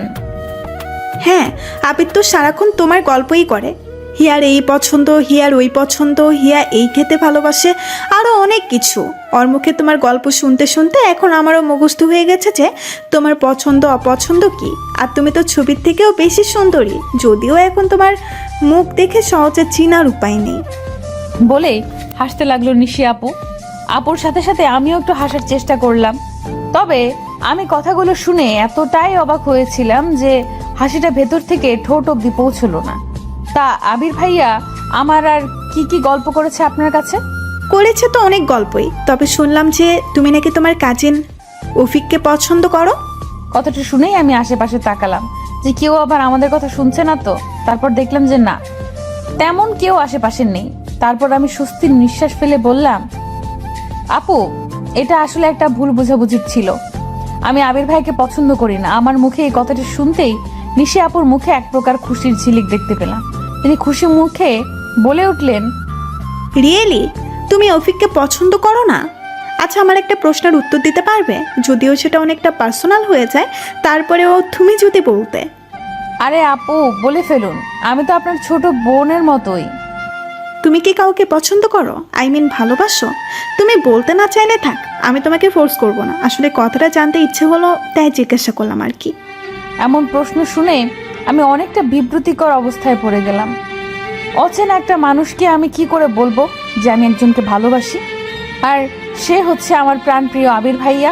তারপর এ হচ্ছে আবার আবির ভাইয়ারই বেস্ট ফ্রেন্ড। সরি আপু, আমি তোমাকে আগেই বলেছি, তোমার ইচ্ছা না হলে বলতে হবে না। আমি এমনিই জানতে চাইলাম। আসলে তুমি এই কথাটা জানালে আমি আবিরের একটা সিক্রেট তোমাকে জানাবো। এবার তুমি ভেবে দেখো যে আমাকে বলবে কি না। না আপু, আমি কাউকে ভালোবাসি না। আবির কেউ না? আমার উত্তর শোনার পর নিশি আপু আবার এমন একটা প্রশ্ন করবে আমি কল্পনাও করতে পারিনি।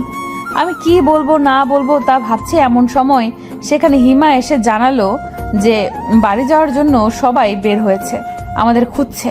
আমি যেন বড় বাচ্চা বেঁচে গেলাম, কিন্তু কষ্ট একটাই যে আবির ভাইয়ার সিক্রেটটা শুনতে পারলাম না। আচ্ছা, পরে কি নিশি আপু আমাকে সিক্রেটটা বলবে, নাকি আবির ভাইয়ের সিক্রেট আমার কাছে অজানাই রয়ে যাবে? আবির ভাইয়া নিশি আপুকে হিমার কাছে শুতে বললেও নিশি আপু আমার কাছে থাকতে চাইলো। তখন আবির ভাইয়া জোরে সরে হেসে দিল, তারপর বলল, ওকে পাহারা দেওয়ার জন্যই একজন লাগে, তুই আবার ওর কাছে কি থাকবি? এত সুন্দরী যদি চুরি যায়, পাহারা না দিলে কি হয়? আজ না হয় আমিই পাহারা দেব। কি হিয়া, তোমার কোনো আপত্তি আছে নাকি? না আপু, আমার কোনো সমস্যা নেই। আমার তো আরো ভালো হয়েছে আবির ভাইয়ার সিক্রেট কথাটা শুনতে পাবো। সারাদিন শাড়ি পরে থাকতে থাকতে আমার অবস্থা খারাপ। শাড়িটা চেঞ্জ করে এসে দেখি যে নিশি আপু শুয়ে আছে। আমি আস্তে আস্তে আপুর পাশে গিয়ে শুয়ে পড়লাম। তখন আপু আস্তে আস্তে বলে উঠলো, আমার প্রশ্নের উত্তরটা কিন্তু এখনো পাইনি হিয়া, বলবে না? কিন্তু আপু, আমি তো আপনার প্রশ্নের উত্তর দিয়ে দিয়েছি, এইবার আপনার বলার পালা। আবির ভাইয়ার সিক্রেট। তোমার তো দেখছি তর্স হয়েছে না শোনার জন্য। তুমি আবিরকে ভালোবাসো, তাই না? আমি আবারও চুপ করে গেলাম। এই নিশি আপু কেন বুঝতে চাইছে না যে এই প্রশ্নের উত্তরটা আমি ওনাকে দিতে চাচ্ছি না? আমাকে চুপ থাকতে দেখে উনি আবার বললেন, আবির তোমাকে পছন্দ করলেও কি ওকে ফিরিয়ে দিবে? আমি চট করে বলে দিলাম, কখনোই না। কি কখনোই না? আবির তোমাকে পছন্দ করবে না, নাকি তুমি ফিরিয়ে দিবে না? কোনটা? লজ্জায় আমার কথাগুলো এলোমেলো হয়ে যাচ্ছে। তারপরেও সেগুলোকে যথাসম্ভব গুছিয়ে বললাম, আবির ভাইয়া কি সত্যিই আমাকে পছন্দ করবে কখনো? তোমার মতো মেয়েকে পছন্দ না করার কিছু তো দেখছি না। আর আবির তো হিয়া বলতে পাগল। মানে? মনে হচ্ছে তুমি কিছুই বোঝো না। আবির তোমাকে অনেক ভালোবাসে, প্রতিবার আসার সময় তোমার জন্য কিছু না কিছু কিনবেই। আমাকে জোর করে ওর সাথে নিয়ে যায়। তোমাকে দিলে সবাই কি ভাববে তাই হিমার জন্যও কিনে। এইবার কি এনেছিল? কই, আমাকে তো কিছু দেয়নি। এইবার তোমার জন্য একটা গোল্ডেন রিং এনেছিল, তোমাকে প্রপোজ করার জন্য। কিন্তু তুমি অভিক ভাইয়াকে পছন্দ করো মনে করে তাড়াতাড়ি ফিরে গেছে। গোল্ডেন রিং আমার জন্য? আর টাকাটা কিভাবে জমিয়েছে জানো? কিভাবে? ওর টিউশনের টাকা। তোমাকে ও ওর নিজের টাকায় কেনা জিনিস দিতে চেয়েছিল। সেই রিংটা কোথায়? ওর কাছেই আছে। তারপর দুজনে গল্প করতে করতে কখন ঘুমিয়ে পড়েছি মনে নেই। সকালে যতবার আবির ভাইয়াকে দেখছি ততবার আমার শুধু রিংটার কথাই মনে হচ্ছে। কিন্তু আবির ভাইয়া কাল রাতের পর থেকে আমার সাথে একটা কথাও বলেনি। হিমাও মুখটা পেঁচার মতো করে রেখেছে। হিমা আর আবির ভাইয়া যে কাল থেকে কথা বলেনি তা তাদের মুখ দেখে বোঝা যাচ্ছে। আবির ভাইয়া যে হিমাকে বকা দেয়নি এটাই আমার কাছে অনেক। নিশি আপুর মুখে রাতে আবির ভাইয়ার অনেক গল্প শুনেছি, যদিও নিশি আপুর চেয়ে আবির ভাইয়াকে আমি বেশি দিন ধরে চিনি, কিন্তু তাদের ভার্সিটির গল্প শুনতে ভালোই লাগছিল। আজ নিশি আপুর বিয়েতে আমি আর হিমা বেগুনি রঙের একটা ড্রেস পরেছি। আমরা থাকিও জমজের মতো, আবার আমাদের ড্রেসও জমজের মতো। আমার বাবা বা কাকা কেউ আমাদের একজনের জন্য কোনো কিছু কেনে না, যা কিনবে দুজনের জন্যই। ছোটবেলা থেকেই এমন, তাই কোথাও গেলে সাধারণত আমরা একই ড্রেস পরে যাই।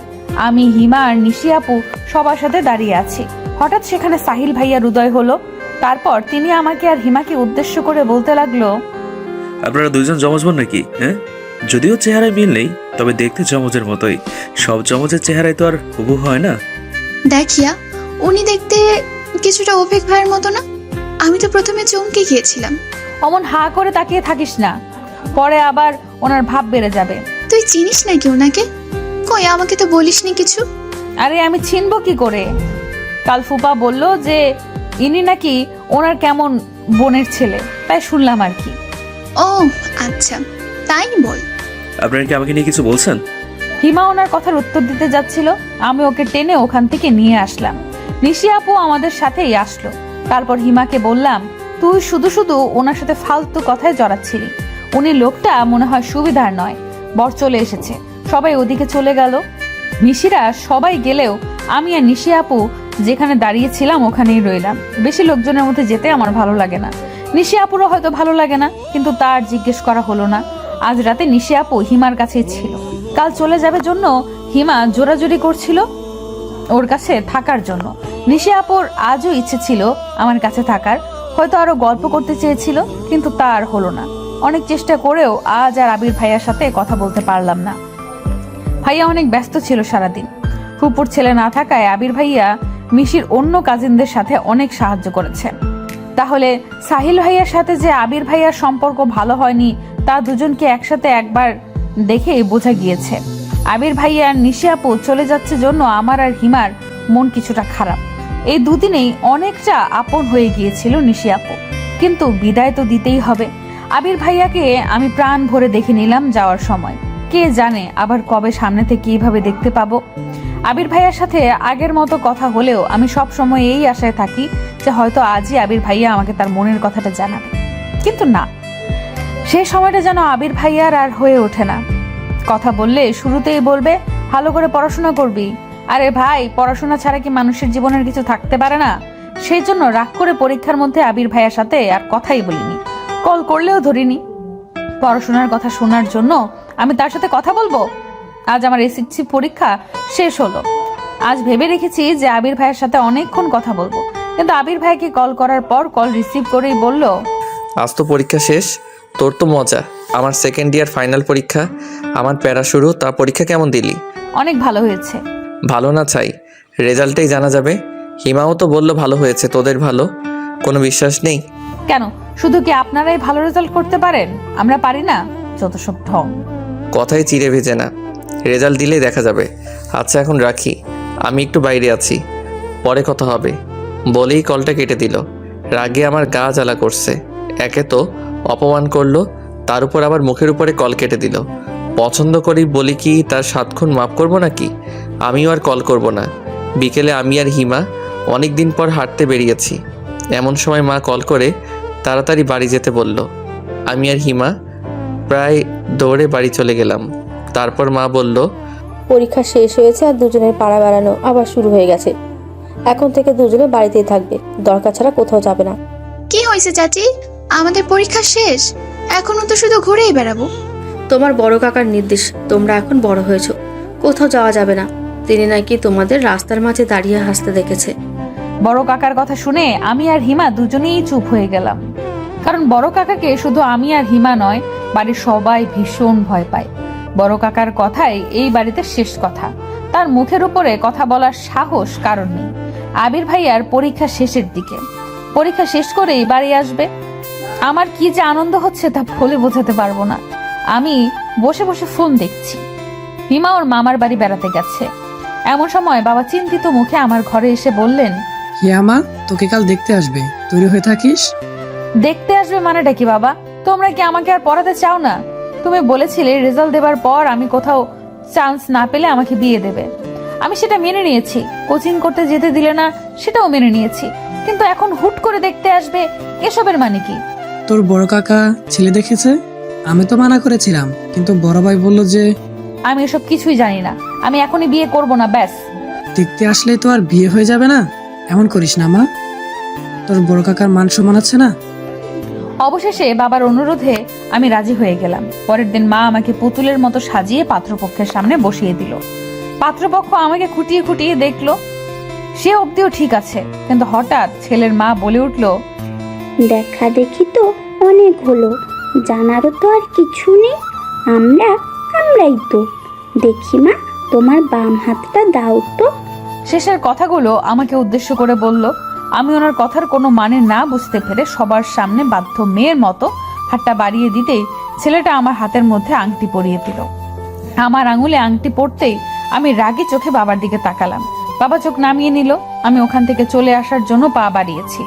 তখন বড় বাবা বলে উঠলেন, হিয়া, ওখানে বসো।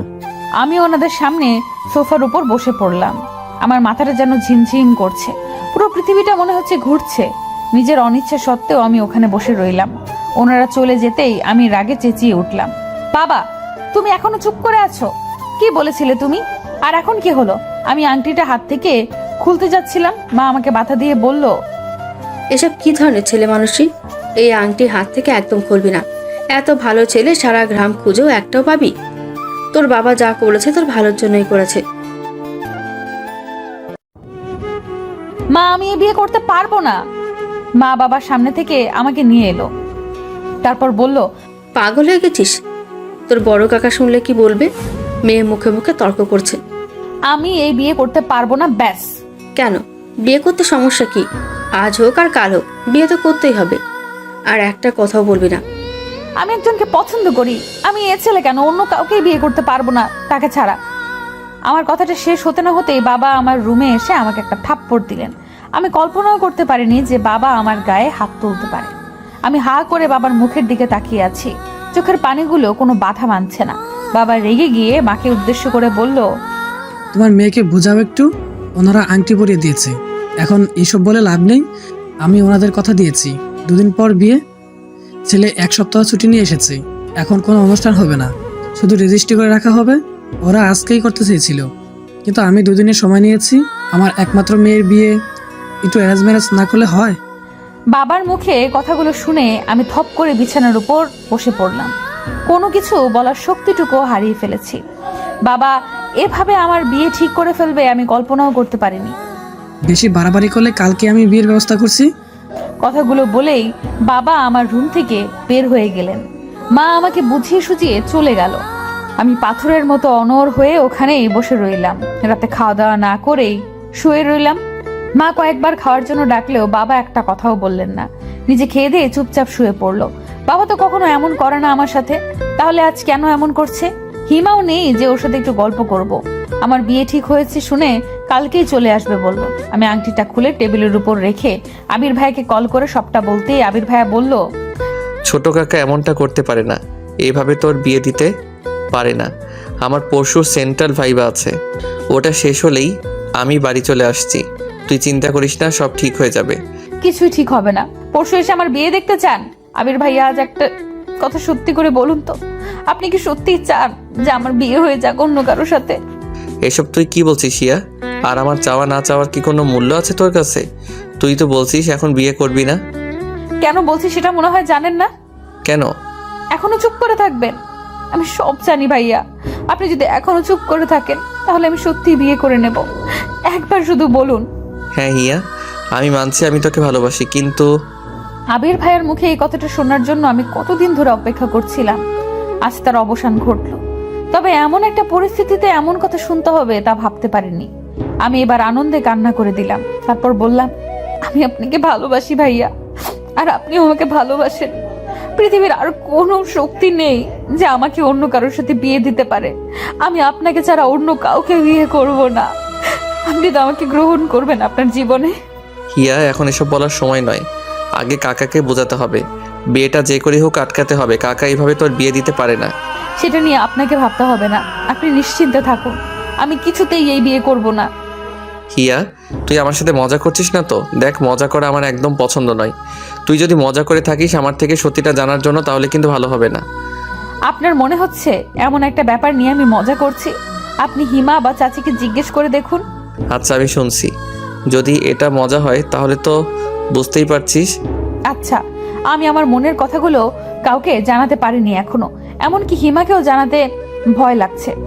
ও যদি সবাইকে বলে দেয়, কিন্তু বিয়েটা তো আমি এখনো ভাঙতে পারিনি। বাবা বলেছে যে ছেলে নাকি বিয়ে পিছিয়ে দিয়েছে, ওদেরও বাজার সদাই করতে হবে। আর এবারের ছুটি তো কেটেই গেল, আবার ছুটি নিয়ে এসে একেবারে বিয়ের অনুষ্ঠান করে নিয়ে যাবে। কথাটা শুনে আমি যেন স্বস্তির নিঃশ্বাস ফেললাম। আবির ভাইয়া চলে আসলে কোনো একটা ব্যবস্থা নিশ্চয়ই করবে। আবির ভাইয়া বাবার সাথে কথা বলেছে, বাবা কারো কথাই শুনছে না, সে আমাকে বিয়ে দিয়েই ছাড়বে। আমি আবির ভাইয়ার ভরসায় আছি এখন।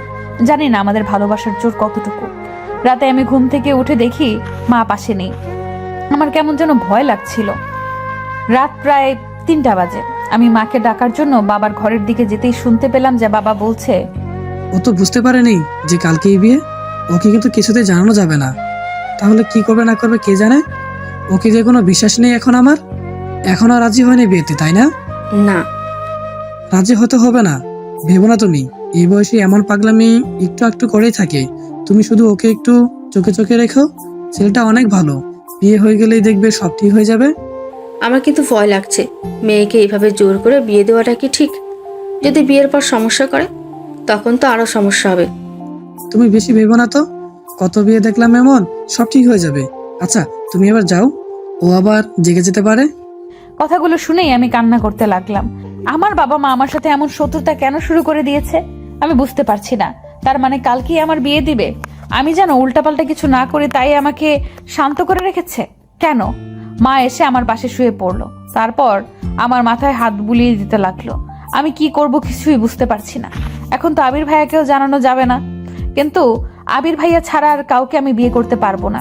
সকালের আলো ফোটার আগেই আমি মোবাইলের আলো জ্বালিয়ে বসে বসে খুব সাবধানে একটা চিরকুট লিখলাম। প্রিয় বাবা মা, আমাকে ক্ষমা করে দিও, আমি এই বিয়ে করতে পারবো না। আমি একজনকে ভালোবাসি।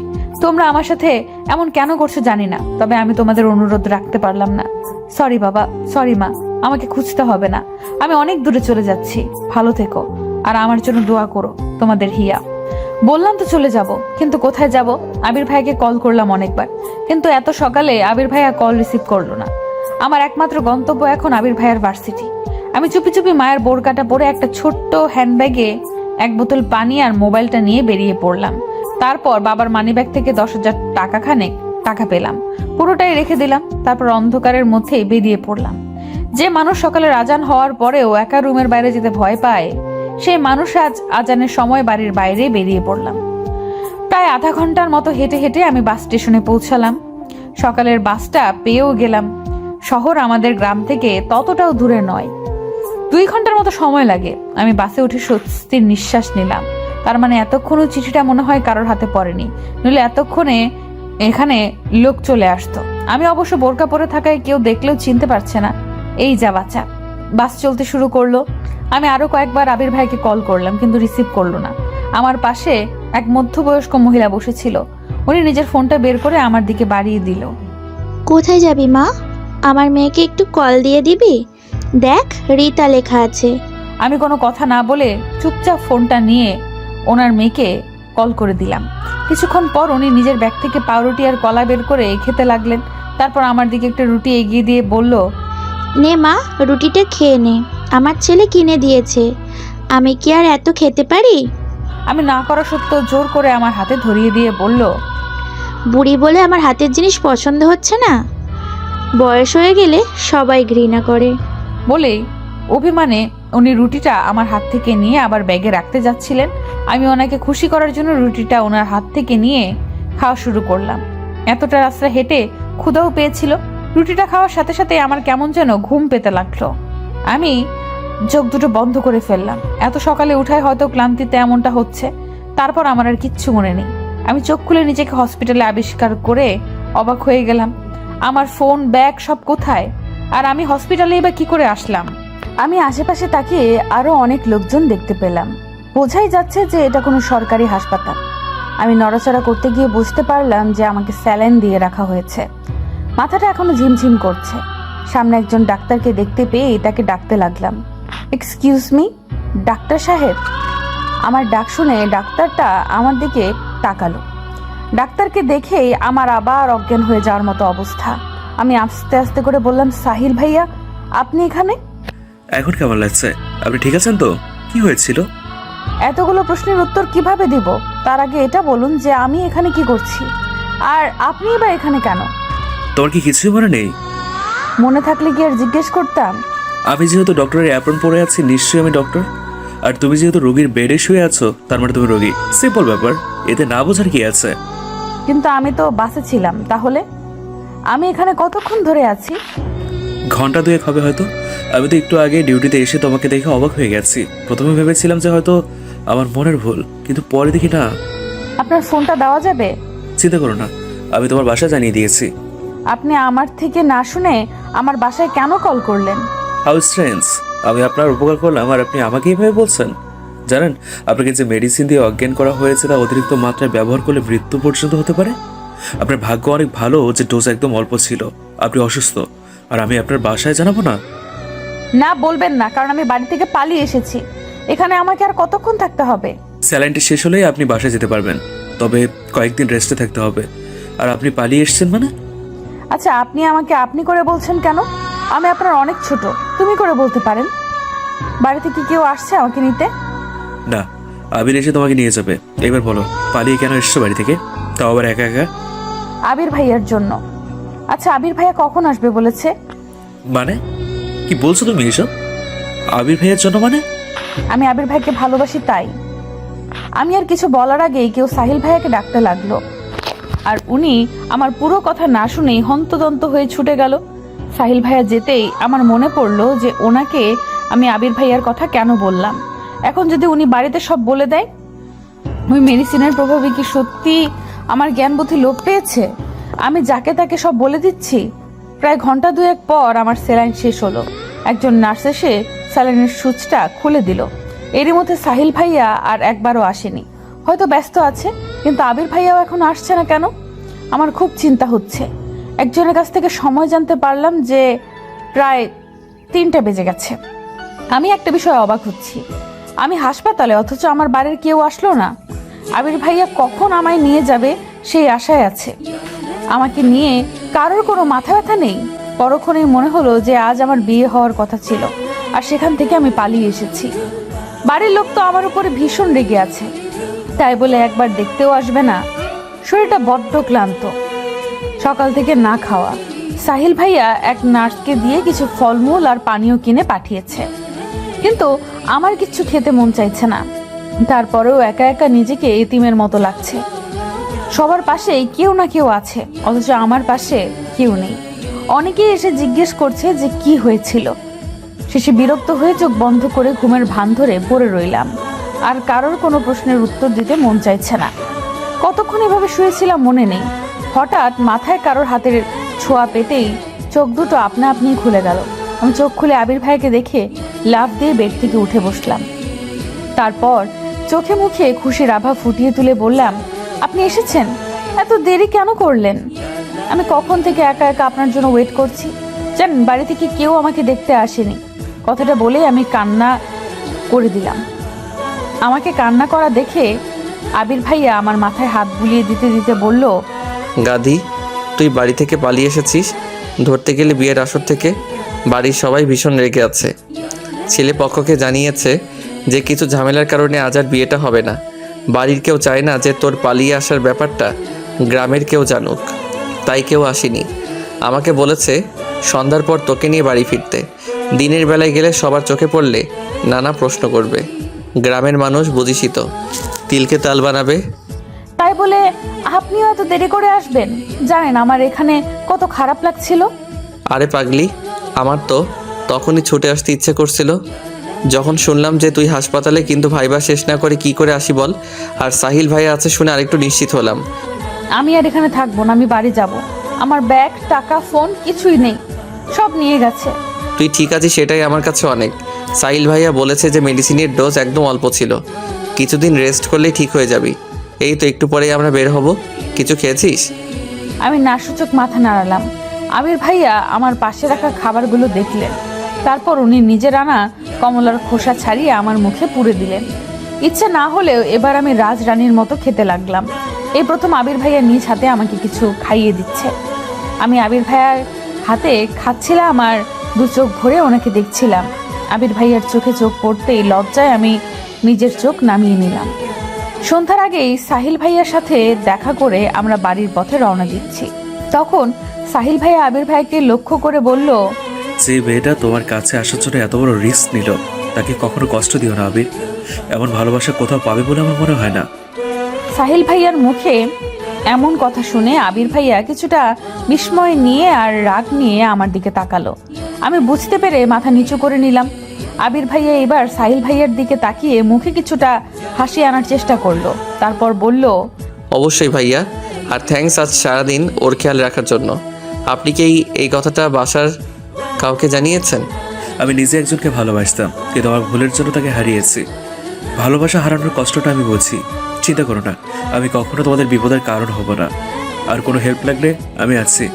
ইয়া, তোমার বাসার সবাই মনে করেছে যে তুমি আমার কাছে চলে এসেছিলে, কিন্তু আমি তোমাকে পাত্তা দিইনি। তাদের ফোন করে সবটা জানিয়ে দেওয়ার জন্য আমাকে থ্যাঙ্কস জানিয়েছে, আর তোমার হয়ে ক্ষমাও চেয়েছে। আবিরের জন্য এসে জানলে এতক্ষণে হয়তো। শেষের কথাগুলো সাহিল ভাইয়া আমাকে উদ্দেশ্য করে বলল। তার মানে আমার বাবা মা ভেবেছে যে আমি সাহিল ভাইয়াকে ভালোবাসি। হায় আল্লাহ! সাহিল ভাইয়ার মুখে কথাগুলো শোনার পর আবির ভাইয়া আমার হাতটা শক্ত করে চেপে ধরে বলল, আমি হিয়ার সুখের জন্য সব করতে পারি। আল্লাহর কাছে লাখ লাখ শুক্রিয়া যে আজ হিয়ার কিছু হয়ে যায়নি, নইলে আমি নিজেকে কখনো ক্ষমা করতে পারতাম না। কিভাবে তোমাকে রক্ষা করবে আবির? কি অধিকার আছে তোমার ওর উপর? ভালোবাসার জোর। আমি হিয়াকে অনেক ভালোবাসি, আর সেই জোর দিয়ে আমি ওকে রক্ষা করব। আদৌ কি সেটা এত শক্তিশালী? মানে? হিয়া বাসা যাওয়ার পরেই ওই ছেলেটার সাথে জোর করে হিয়ার বিয়ে দিয়ে দেবে। ওই ছেলে জানে যে হিয়া সাজার জন্য পার্লারে এসছে, তাই এত দেরি হচ্ছে। এই কারণেই তোমাদের বাসা থেকে কেউ আসতে পারেনি, সবাই হিয়ার পৌঁছানোর অপেক্ষায় আছে। আর একবার হিয়ার বিয়েটা হয়ে গেলে আমি কিছুতেই হিয়ার এই বিয়ে হতে দেব না, কিন্তু আমাকে তো বলেছে যে বিয়ে পিছিয়ে গিয়েছে। কারণ তুমি যদি হিয়াকে বলে দাও তাই। আর কিভাবে তুমি হিয়ার বিয়ে আটকাবে? হ্যাঁ, তুমি তো হিয়াকে বাসায় নিয়ে যাচ্ছ, আর ওখানে গেলে কেউ তোমার কথা শুনবে না। আমি বাড়ি যাব না, আমি অন্য কাউকে বিয়ে করতে পারবো না। আমার বাবা মা আমার সাথে কেন এমন করছে? আমি অসুস্থ আর তারা আমার বিয়ে নিয়ে পড়ে আছে। আমি এখন কি করব? একটাই রাস্তা আছে, যদিও তো অনেক রিস্কি, কিন্তু এছাড়া আর কোনো উপায় নেই এ বিয়ে আটকানোর। কি সেটা? আবির, তুমি কি হিয়াকে সত্যিই ভালোবাসো? আমি আর কতবার বলবো? হ্যাঁ, আমি হিয়াকে ভালোবাসি, ভীষণ ভালোবাসি। কেন? হিয়াকে বিয়ে করতে পারবে? ভালোবাসি যখন, বিয়ে তো অবশ্যই করব। আর আমি সে কথা বলিনি। তুমি কি এখন হিয়াকে বিয়ে করতে পারবে? আমি হিয়াকে এভাবে পেতে চাই না। আমার পরিবারের সবাইকে কষ্ট দিয়ে আমরা কি সুখী হতে পারবো? সবার সম্মতিতে আমি হিয়াকে নিজের করে পেতে চাই। আর এখন আমার নিজেরই কোনো ঠিক ঠিকানা নেই, হিয়াকে ভালো রাখবো কি করে? কিন্তু তোমার পরিবার যদি সেটা না চায়, তারা যদি তোমাদের বিয়েতে রাজি না হয়, অথবা তুমি প্রতিষ্ঠিত হওয়ার আগেই যদি হিয়া অন্য কারো হয়ে যায়, তখনও কি তুমি তোমার পরিবারের সম্মতির আশাতে থাকবে, নাকি দাঁড়িয়ে থেকে হিয়াকে অন্যের হাতে তুলে দেবে? কোনটা? আপনি নেগেটিভ কেন ভাবছেন? পজিটিভ ভাবুন। আমি আর হিয়া যদি দুজন দুজনকে পছন্দ করি, তাহলে তারা মেনে কেন নিবে না? আমরা তো বিয়ে করতে চাইছি, কোনো পাপ কাজ তো নয়। আর আমাদের চাওয়ার মধ্যে কোনো কলুষতা বা অপবিত্রতা নেই, তাহলে কেন তারা আমাদের ভালো চাইবে না? আমার বিশ্বাস আছে যে আমার পরিবার অবশ্যই আমার আর হিয়ার ভালোবাসাটা মেনে নেবে। আর যদি না নেয়? দেখুন, আমি হাসপাতালের মধ্যে আছি বলে কিছু বলছি না, আমাকে রাগাবেন না। আপনি বারবার একই ভুল কেন আওড়াচ্ছেন? কারণ তোমার মতো ভুল বিশ্বাস আমারও ছিল আবির। আমিও ভেবেছিলাম যে পরিবারের মানুষ আমাদের এত ভালোবাসে, তাহলে আমাদের সুখের কথা ভেবে অবশ্যই আমাদের কথাই শুনবে, আমাদের পছন্দ মতো আমাদের জীবন বাছাই করতে দেবে। কিন্তু বাস্তবে তা হয় না, বাস্তবতার বড় নিষ্ঠুর। একটা গল্প শুনবে? আমার যদিও ভালো লাগছে না, আর এক মুহূর্ত এখানে থাকতে ইচ্ছে হচ্ছে না, কিন্তু সাহিল ভাইয়ার কথাগুলো শুনতে কেন জানি ভালো লাগছে। ওনার গল্পটা শোনার জন্য বুকটার ভেতরটা আকুপাকু করছে। প্রথম দিন ওনাকে দেখে ভেবেছিলাম যে উনি খুব হাসি খুশি একজন মানুষ, কিন্তু আজ ওনার কথাগুলো শুনে মনে হচ্ছে যে এক বুক কষ্ট নিয়ে উনি মুখে হাসির প্রলেপ দিয়ে থাকেন। আবির ভাইয়া ভাবছিল কি বলবে না বলবে। আমি শরীরের সবটুকু শক্তি দিয়ে জোর করে বলে উঠলাম, আমি শুনবো। আমার কথা শুনে শুধু আবির ভাইয়া আর সাহিল ভাইয়া নয়, আশেপাশের আরো অনেকেই তাকালো। আমি মাথা নিচু করে ফেললাম। সাহিল ভাইয়া আমাদের উদ্দেশ্য করে বলল, আমার রুমে চলো, ওখানে গিয়ে বসে শুনবে। আবির ভাইয়া আমার দিকে রাগি চোখে তাকালো। আমি আবির ভাইয়ার থেকে চোখ নামিয়ে নিয়ে সাহিল ভাইয়ার পেছনে যেতে লাগলাম। সাহিল ভাই আবির ভাইয়ার দিকে তাকিয়ে মুচকি একটা হাসি দিল, কিচ্ছু বলল না। আবির ভাইয়াও উপায় না দেখে চুপচাপ আমাদের সাথে গেল। সাহিল ভাইয়ার রুমে বসার পর উনি ওনার গল্প বলা শুরু করলেন। অনেক বছর আগের কথা, আমি সবে কলেজে ভর্তি হয়েছি। সেখানে পরিচয় হয় আমাদের কলেজের ম্যাথ স্যারের মেয়ে অরুণিতার সাথে। আস্তে আস্তে পরিচয়, ভালো লাগা, তারপর কখন যে দুজন দুজনকে ভালোবেসে ফেলি তা আমরা কেউই বুঝতে পারিনি। আমরা যেহেতু ক্লাসমেট ছিলাম, তাই ফ্রেন্ড হিসেবে মেলামেশা করতাম। আমি ওকে অরু বলে ডাকতাম, আর ও আমাকে সাহি বলে ডাকতো। আমাদের ভালোবাসাটা ছিল বোবা ভালোবাসা, মানে কেউ কাউকে সরাসরি বলিনি যে ভালোবাসি, তবে দুজনেই দুজনকে ভালোবাসতাম তা বুঝতে পারতাম। আর এটা যে শুধু আমরা বুঝতে পারতাম তা নয়, কলেজের সবাই একসময় জেনে যায় যে আমি অরুকে ভালোবাসি। সবাই জানলেও ক্ষতি ছিল না, কিন্তু অরুর বাবা জানতে পেরে ভীষণ রেগে যান। উনি একজন শিক্ষক মানুষ, আর ওনার মেয়ে কিনা একটা ছেলের সাথে প্রেম করে বেড়াচ্ছে। হ্যাঁ, উনি ব্যাপারটা কিছুতেই মেনে নিতে পারেননি। আমাদের এইচএসসি পরীক্ষার আগেই ওর কলেজে আসা বন্ধ করে দেয়। আবার তো পড়াশোনা, নাওয়া খাওয়া সব যেন বন্ধ হয়ে যায়। ওর সাথে সব রকমের যোগাযোগ বন্ধ হয়ে যায়। ওর চিন্তায় চিন্তায় আমিও অসুস্থ হয়ে পড়ি। ওর বাবাকে অনেক অনুরোধ করি ওর সাথে একবার দেখা করার জন্য, কিন্তু উনি আমাকে পরীক্ষা দিতে দেবেন না বলে হুমকি দেয়। আমার বাবাকে ডেকে অপমান করে। বাবা আমাকে বকা দিতে চাইলেও পারে না, কারণ তখন আমার অবস্থা এমনিতেই খারাপ। আরও শুনবে? আবির, তোমাকে বলছি, পুরোটা শুনবে কি? না শুনতে চাইলে জোর করবো না। তারপর বলুন, শুনছি তো। আর কি ওর আপুর সাথে আপনার দেখা হয়নি? ওনার কি বিয়ে হয়ে গেছে? বিয়ে হয়ে গেলেও তো একটা সান্ত্বনা থাকতো যে ও এখনো বেঁচে আছে। এই কথাটা শুনেই আমার বুকের ভেতরটা যেন শূন্যতায় ভরে গেল। আমি সাহিল ভাইয়ের দিকে করুণ চোখে তাকিয়ে বললাম, ওরও আপু কি বেঁচে নেই? শেষ পরীক্ষার দিন ওর বাবা চোখ ফাঁকি দিয়ে আমার কাছে এসেছিল, আমাকে বারবার বলেছিল ওকে নিয়ে যেন পালিয়ে যাই কোথাও, ওকে যেন বিয়ে করে নিই, তারপর যা হয় দেখা যাবে। আমি তখন অনেক ছোট, ওই সময় বিয়ে। আমি ওরকে বোঝাতে চেষ্টা করি যে আস্তে আস্তে সব ঠিক হয়ে যাবে। আমরা ভার্সিটিতে উঠলে তখন তো আর কেউ পাহারা দেবে না, ভার্সিটি আলাদা হলেও আমরা যোগাযোগ রাখবো, আর পড়াশোনা শেষ করে আমরা বিয়ে করে নেব। ও সেদিন অনেক কান্না করেছিল, কিন্তু সেই কান্নার সুরগুলো আমার কানে তখন পৌঁছেনি। আজ আমার কানে সেই সুর বাজে। মাঝে মধ্যে আমি ওর সেই নিদারুণ কান্না শুনতে পাই। সেদিন ওর বাবা আমাদের খুঁজে বের করে। এরপর আমাকে আর ওরকে বোঝাচ্ছে আমাদের পড়াশোনা শেষ হলে উনি নিজে আমাদের বিয়ে দেবে। ওর ওনার সাথে সেদিন যেতে চেয়েছিল না, আমি জোর করে ওর বাবার সাথে পাঠিয়ে দিয়েছিলাম। ওর সেই করুণ চাউনিটা আজও আমার চোখের সামনে ভাসে। সেদিন যদি ওকে যেতে না দিতাম, তারপর আবার ওর সাথে যোগাযোগ বন্ধ হয়ে যায়। আমি ভাবলাম যে হয়তো ও বাসায় পড়াশোনা করছে, আমিও মেডিকেলের জন্য কোচিং করায় ব্যস্ত হয়ে পড়লাম। আমাকে যে ওর জন্য কিছু করতে হবে। আমি ভেবেছিলাম যে মেডিকেলে চান্স পেলে ওর বাবা আমাকে হাসি মুখে মেনে নেবে। এরপর সেদিন আমার অ্যাডমিশন ছিল। সকালে একটা আনা নম্বর থেকে কল আসলো। আমি রিসিভ করতে ওর কান্নার আওয়াজ শুনতে পেলাম। ওর কান্না করে বলেছিল যে ওর বাবা নাকি ওর বিয়ে ঠিক করে ফেলেছে। সেদিন ওর বিয়ে ছিল। অনেক কষ্টে একজনের ফোন থেকে লুকিয়ে আমাকে ফোন করেছিল। আমি বলেছিলাম যে পরীক্ষাটা দিয়েই আমি ওর বাসায় যাব, ওর বাবার সাথে কথা বলবো। অনেক কান্না করেছিল সেদিনও। আর আমি অ্যাডমিশন নিয়ে ব্যস্ত ছিলাম। আমরা কত স্বার্থপর। সেইটুকুই ছিল ওর সাথে আমার শেষ কথা। ওর সেদিন আমার জন্য অনেকক্ষণ অপেক্ষা করেছিল। আমিও গিয়েছিলাম, তবে দেরি করে। ওরও আমার অপেক্ষায় থেকে থেকে যখন ওর বিয়ের জন্য কবুল পড়াতে আসে, ঠিক তখনই নিজের কাছে থাকা মারাত্মক একটা বিষ ঠকঠক করে পান করে নেয়। সবার সামনে নতুন বধূ বেশে ওর ঢলে পড়ে মৃত্যুর কোলে। কেউ জানে না যে সেই বিষও কোথায় পেয়েছিল। হসপিটালে নিয়েও লাভ হয়নি। আপনি গিয়ে কি ওনার লাশ দেখতে পেয়েছিলেন? হ্যাঁ, আমি ওর বাসা থেকে সোজা হসপিটালে চলে যাই। আর সেখানে আমার ওরুকে বউ সাজে প্রাণ ভরে দেখেনি। শেষ দেখা। আচ্ছা আবির, আর যদি হিয়ার কিছু হয়ে যেত, তুমি নিজেকে ক্ষমা করতে পারতে? এবার বলো। আমি হিয়াকে বিয়ে করতে চাই, আপনি সাহায্য করবেন? অবশ্যই, চলো আমার সাথে। আমাদের সাথে তো কোনো কাগজপত্র নেই, তাহলে? ওসব কিছুই লাগবে না, তুমি চলো আমার সাথে। তারপর উনি আমাদের ওই হসপিটালের মসজিদের সামনে দাঁড় করিয়ে ভেতরে চলে গেলেন। আমি আর আবির ভাইয়া চুপচাপ ওনার অপেক্ষা করতে লাগলাম। কয়েক মিনিট পর সাহিল ভাইয়া বাইরে এসে বললেন যে ব্যবস্থা হয়ে গেছে। তারপর আমাদের মসজিদের বারান্দার মতো একটা জায়গায় নিয়ে বসালেন। তারপর ইমাদ সাহেব আবির ভাইয়া আর আমাকে উদ্দেশ্য করে বললেন, তোমরা কি সত্যি এভাবে বিয়ে করতে চাও? কোনো কাগজপত্র নেই, শুধু ইসলামের শরীয়ত মোতাবেক কবুল পড়াতে পারবো আমি। কাগজপত্র তোমরা যে কোনো সময় নিতে পারবে। বলো রাজি? ওরা কি বলবে? আমি এখন ওদের গার্জিয়ান, আপনি বিয়ে পড়ান। আবির ভাইয়া কিছু বলতে গিয়েও বললেন না। আমিও আর কিছু বললাম না। ইমাম সাহেব আমাদের দুজনের নাম ধাম সব জিজ্ঞেস করে নিল।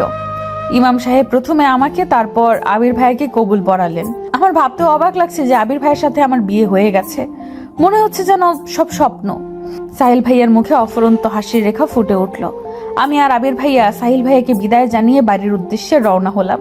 সন্ধ্যা হয়ে গেছে, রাস্তাঘাট অন্ধকার হতে শুরু করেছে, সাথে আমাদের আশাগুলো। জানি না বাড়িতে আমাদের জন্য নতুন কোনো ঝড় তুফান অপেক্ষা করছে কিনা। আমি আর আবির ভাইয়া বাসে উঠলাম। বাসে উঠেই আবির ভাইয়া বাড়িতে কল করে জানিয়ে দিল যে আমরা রওনা দিয়েছি। হালকা শীত পড়তে শুরু করেছে, আর এমনিতেও আমার শরীরটা অনেক খারাপ। বাসে উঠেই আমি সিটের সাথে হেলান দিয়ে বসলাম। আবির ভাইয়া আমার মাথাটা নিচের কাঁধের উপর নিয়ে বলল, বেশি খারাপ লাগলে চোখ বন্ধ করে রাখো, ভালো লাগবে। আমি চোখ দুটো বন্ধ করার সাথে সাথে ঘুম ঘুম পেতে লাগলো।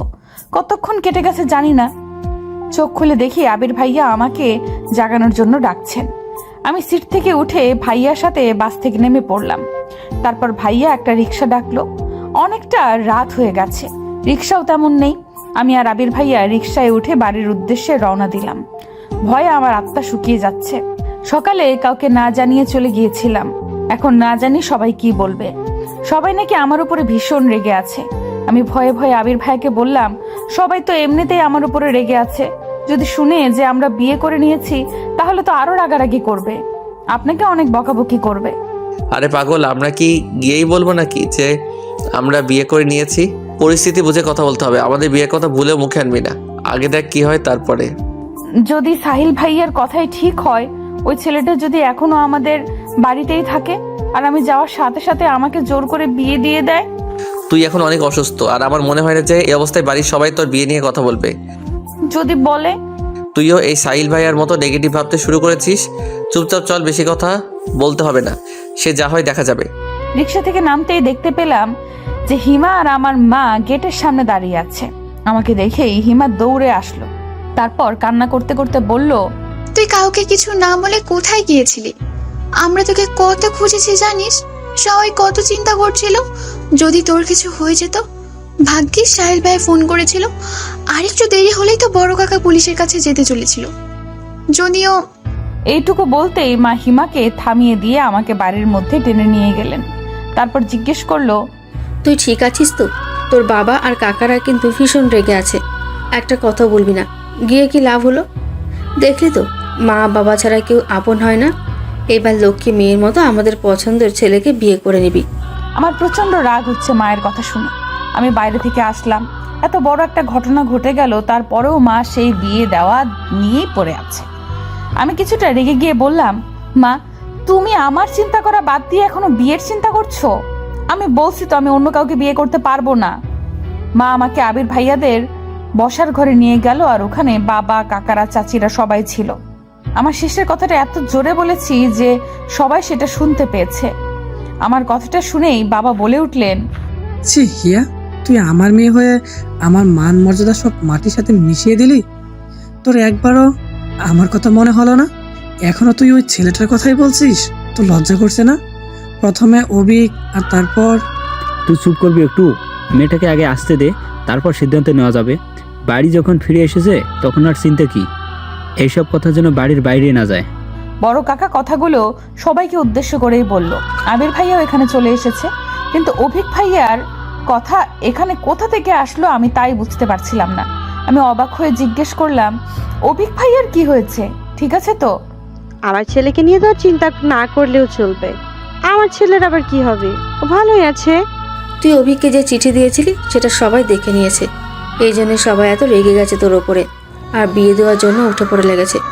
তুই এমন কাজ কেন করলি মা? বলেই কান্না শুরু করে দিল মা। কিন্তু আমি যেন নড়াচড়া করতে ভুলে গেছি। অভিক ভাইয়াকে দেওয়া চিঠির জন্যই সবাই আমার সাথে এত খারাপ ব্যবহার করছে, কিন্তু অভিক ভাইয়ের চিঠিটা এদের হাতে কি করে পৌঁছালো? অভিক ভাইয়াকে দিয়েছিল নাকি বাড়িতে রেখে গিয়েছিল সেটা দেখেই, কিন্তু এরা জানবে কি করে যে চিঠিটা আমি লিখেছি? তাহলে কি হিমা নিজের বাঁচার জন্য? এইটুকু ভাবতে আমার পুরো পৃথিবী শূন্য হয়ে গেল। আমি কি করব আর কি বলবো বুঝে উঠতে পারছিলাম না। বুঝে উঠতে না পেরে সোফার উপরে বসে পড়লাম।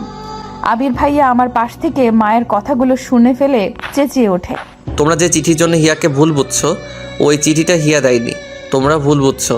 তুই যা জানিস না তা নিয়ে কেন কথা বলছিস? আর ওই মেয়ের হয়ে তুই কেন কথা বলছিস? হিমা এমন একটা কাজ করবে আমিও কখনো ভাবতে পারিনি, কিন্তু আমরা সবাই হাতের লেখা মিলিয়ে দেখেছি ওটা হিয়ার লেখার চিঠি। নিজের চাচাতো ভাইকে ওভাবে কেউ চিঠি লিখেছে? আমার সম্পর্কে সবার এত খারাপ ধারণা দেখে আমার মরে যেতে ইচ্ছে হচ্ছে। হিমার একটা ভুল আজ আমাকে এখানে এনে দাঁড় করিয়েছে।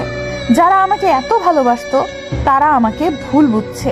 মা ওটা হিয়াই লিখেছিল, তবে অন্য একটা মেয়ের জন্য। ওই মেয়েটাই ওকে বলেছিল চিঠিটা লিখে দিতে। তোমরা অভিক ভাইয়াকে জিজ্ঞেস করনি?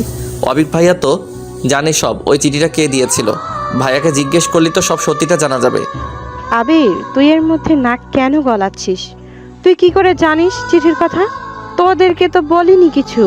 আর আমার ছেলেকে এসব ঝামেলার মধ্যে টেনে আনবি না। ওকে আমি জিজ্ঞেস করেছিলাম যে ও কাউকে পছন্দ করে কিনা, ও না বলেছে। কিন্তু চাচি, অভিক ভাইয়াকে জিজ্ঞেস করা দরকার। সত্যিটা না জেনে আপনারা হিয়াকে কিভাবে দোষারোপ করতে পারেন? আমি আর এইসব নিয়ে কোনো কথা শুনতে চাই না। আর আবির, বড়দের সাথে সম্মান দিয়ে কথা বলতে শিখো। বেয়াদবি কোথা থেকে শিখছো? সবাই যে যার রুমে চলে যাও, কাল সকালে হিয়ার বিয়ে। এই নিয়ে আমি আর কোনো কথা শুনতে চাই না। এই মেয়েকে যত ঘরে রাখা যাবে তত খারাপ। আরও ছেলে মেয়ে আছে, তাদেরকে তো বিয়ে দিতে হবে। যার এই বিয়ে পছন্দ হবে না সে কালকের জন্য বাড়ি থেকে চলে যেতে পারো। শেষের কথাগুলো কাকা আবির ভাইকে উদ্দেশ্য করে বলল। আমি বারবার হিমার দিকে তাকাচ্ছি। ভয়ে হিমার মুখ হলুদ হয়ে গেছে। ও ভয়ে আছে যে সবাই যখন জানতে পারবে যে চিঠিটা ওই দিয়েছিল তখন কি হবে। আমার সাথে সাথে ওর জীবনটাও শেষ হয়ে যাবে। বড় কাকার কথাগুলো শুনে সবাই রুম থেকে বের হয়ে যাচ্ছিল। তখন আবির ভাইয়া বলে উঠল, হিয়াকে যদি তোমরা বিয়ে দিতেই চাও তবে আমার সাথেই দাও। কথাটা বলার সাথে সাথেই মেছু কাকা আবির ভাইয়ার গালে একটা থাপ্পড় বসিয়ে দিলেন। আমরা সবাই অবাক হয়ে গেছি। চাচিও এগিয়ে গিয়ে বললেন, কেন এই মেয়েকে তুই কেন বিয়ে করবি? দেশে কি মেয়ের অভাব পড়েছে? আমার ছেলের জন্য এইরকম একটা মেয়েকে বেছে নেব? সবার কথাগুলো আমার অন্তরে ঝাঁঝরা করে তুলছিল। কষ্টে আমার বুক ফেটে যাচ্ছিল। আমার মা আমার পাশে দাঁড়িয়ে কান্না করছে, বাবা মাথা নিচু করে দাঁড়িয়ে আছে। আমার জন্য আমার বাবা মায়ের কষ্টটা আমি কিছুতেই সহ্য করতে পারছি না। ভালোবাসা পাওয়া কি এতটাই কষ্টের? আমার নিজের ব্যবহারে নিজেরই ঘৃণা হচ্ছে। আমি সকালে ওইভাবে না গেলে হয়তো সবাই আমাকে আর আমার মা বাবাকে এত অপমান করতো না। এরা নিজের মানুষ হয়েই এমন ব্যবহার কি করে করতে পারছে? মা আমাকে টেনে বের হয়ে আসলেন, বাবাও মাথা নিচু করে চলে আসলেন। বড় চাচা আবির ভাইকে বলতে লাগলো, বড় হয়েছে ঠিকই, কিন্তু কোথায় কি বলতে হয় তা শেখুনি। কোন সাহসে তুমি ওকে বিয়ে করতে চাও? ওই মেয়েকে কিছুতেই আমি আমার ছেলের বউ হিসেবে মেনে নিব না। প্রথমে অভিক, তারপর ওই ছেলেটা কি যেন না, সাহিল, ওদেরকে পটাতে পারেনি আর এখন আমার ছেলের পিছে পড়েছে। আমি ওখানে দাঁড়িয়ে পড়েছি আবির ভাইয়ের উত্তর শোনার জন্য। মা আমাকে টানছে চলে যাওয়ার জন্য। বাবা ঘরে চলে গেছে। বড় কাকাও দরজার বাইরে চলে এসেছেন। তখন আবির ভাইয়া বলে উঠল, আমি হিয়াকে বিয়ে করে নিয়েছি। আবির ভাইয়ার মুখে এরকম কথা শুনে সবাই পাথরের মতো নিশ্চুপ হয়ে গেল। বড় কাকাও থেমে গেছে। মা আমার হাতটা ছেড়ে দিল। কেউ যেন বুঝতে পারছে না যে আবির ভাইয়া আসলে কি বলছে।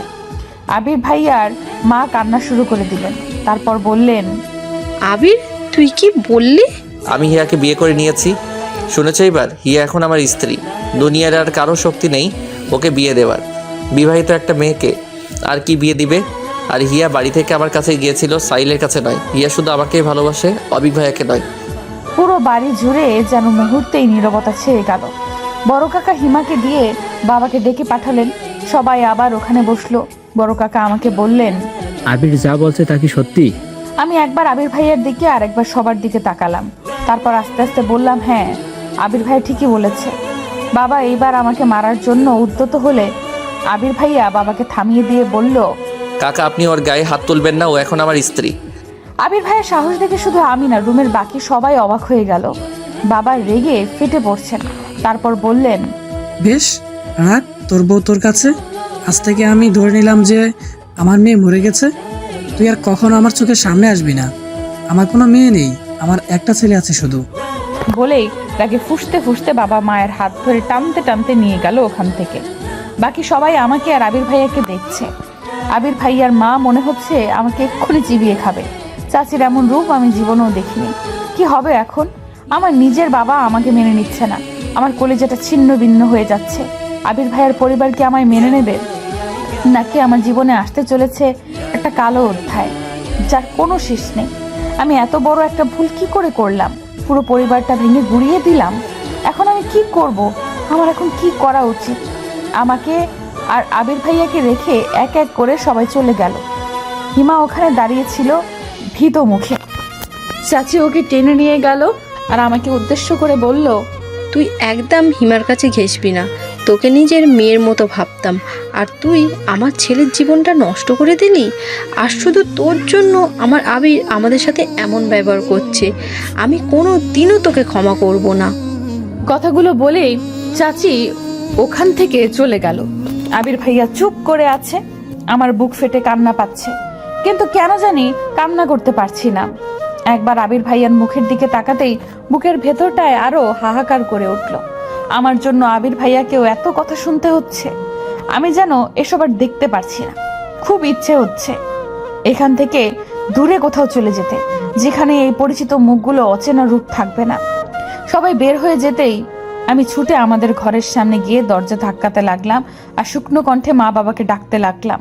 আমাকে ওভাবে ছুটতে দেখে আবির ভাইয়াও আমার পিছু আসলো। আমি দরজা ধাক্কাচ্ছিলাম, তখন বাবা আমাকে উদ্দেশ্য করে জোরে সরে বলতে লাগলো, ওই মেয়েকে আমার ঘরের সামনে থেকে চলে যেতে বলো। আমার ঘরের দরজা আজ থেকে ওর জন্য চিরদিনের জন্য বন্ধ। যে মেয়ের জন্য এত অপমান হতে হয় সেই মেয়ে আমার লাগবে না। কাল থেকে যেন ও আমার চোখের সামনে না আসে, যেখানে খুশি যাক। আর এখন তো ওর স্বামী আছে, সে এখন কোথায়? নিজের বউয়ের খেয়াল রাখছে না কেন? কথাগুলো শুনেই আবির ভাইয়া রেগে গিয়ে আমাকে টানতে টানতে তার ঘরে নিয়ে গেল। আমি নির্লিপ্ত গলায় বললাম, সবাই আমাকে এত ঘৃণা কেন করছে? আমি মারা গেলেই ভালো হতো, তাই না ভাইয়া? আমি এই কথা বলার সাথে সাথেই আবির ভাইয়া ওনার হাত দিয়ে আমার মুখ চেপে ধরলেন। তারপর একটা ধমক দিয়ে বললেন, আর একবার ওইসব আজে বাজে কথা মুখে আনবি না। তোর কিছু হয়ে গেলে আমি কি করব? আর ভাইয়া কি? হ্যাঁ, এখন থেকে আর কখনো যেন ভাইয়া না শুনি। তোর জন্য আমি নিজের মানুষগুলোর সাথে এভাবে লড়ছি, আর তুই এসব কথা বলছিস? জানি না এদের কবে বোঝাতে পারবো। এমন সময় দরজায় কেউ ধাক্কা দিচ্ছিল। আবির ভাইয়া আমাকে বিছানায় বসিয়ে রেখে দরজা খুলতেই মেজু কাকা বললেন, আজকের রাতটা থাকতে দিলাম, কাল সকালে যেন আমি ওই মেয়েটাকে আমার বাড়িতে না দেখি। আশা করি আমার কথাটা বুঝতে পেরেছিস। চাচ্ছু? আমি এখানে আমার ছেলের সাথে কথা বলছি। বাবা, ওকে নিয়ে আমি এখন কোথায় যাব? তুমি এভাবে আমাদের বের করে দিলে আমাদের রাস্তায় যাওয়া ছাড়া আর কোনো উপায় থাকবে না। প্লিজ বাবা। আমি তো তোকে কোথাও যেতে বলিনি, কিন্তু ওই মেয়েটার জন্য এই বাড়িতে কোনো জায়গা নেই। ওকে ওর বাড়িতে ফিরিয়ে দিবি। কিভাবে দিবি সেটা নিশ্চয়ই আর বলে দিতে হবে না। বাবা, আমি ওকে বিয়ে করে নিয়েছি, ও এখন থেকে আমার সাথেই থাকবে। তাহলে আমার আর কিছু করার নেই। তোর মতো অবাধ্য ছেলের আমার দরকার নেই।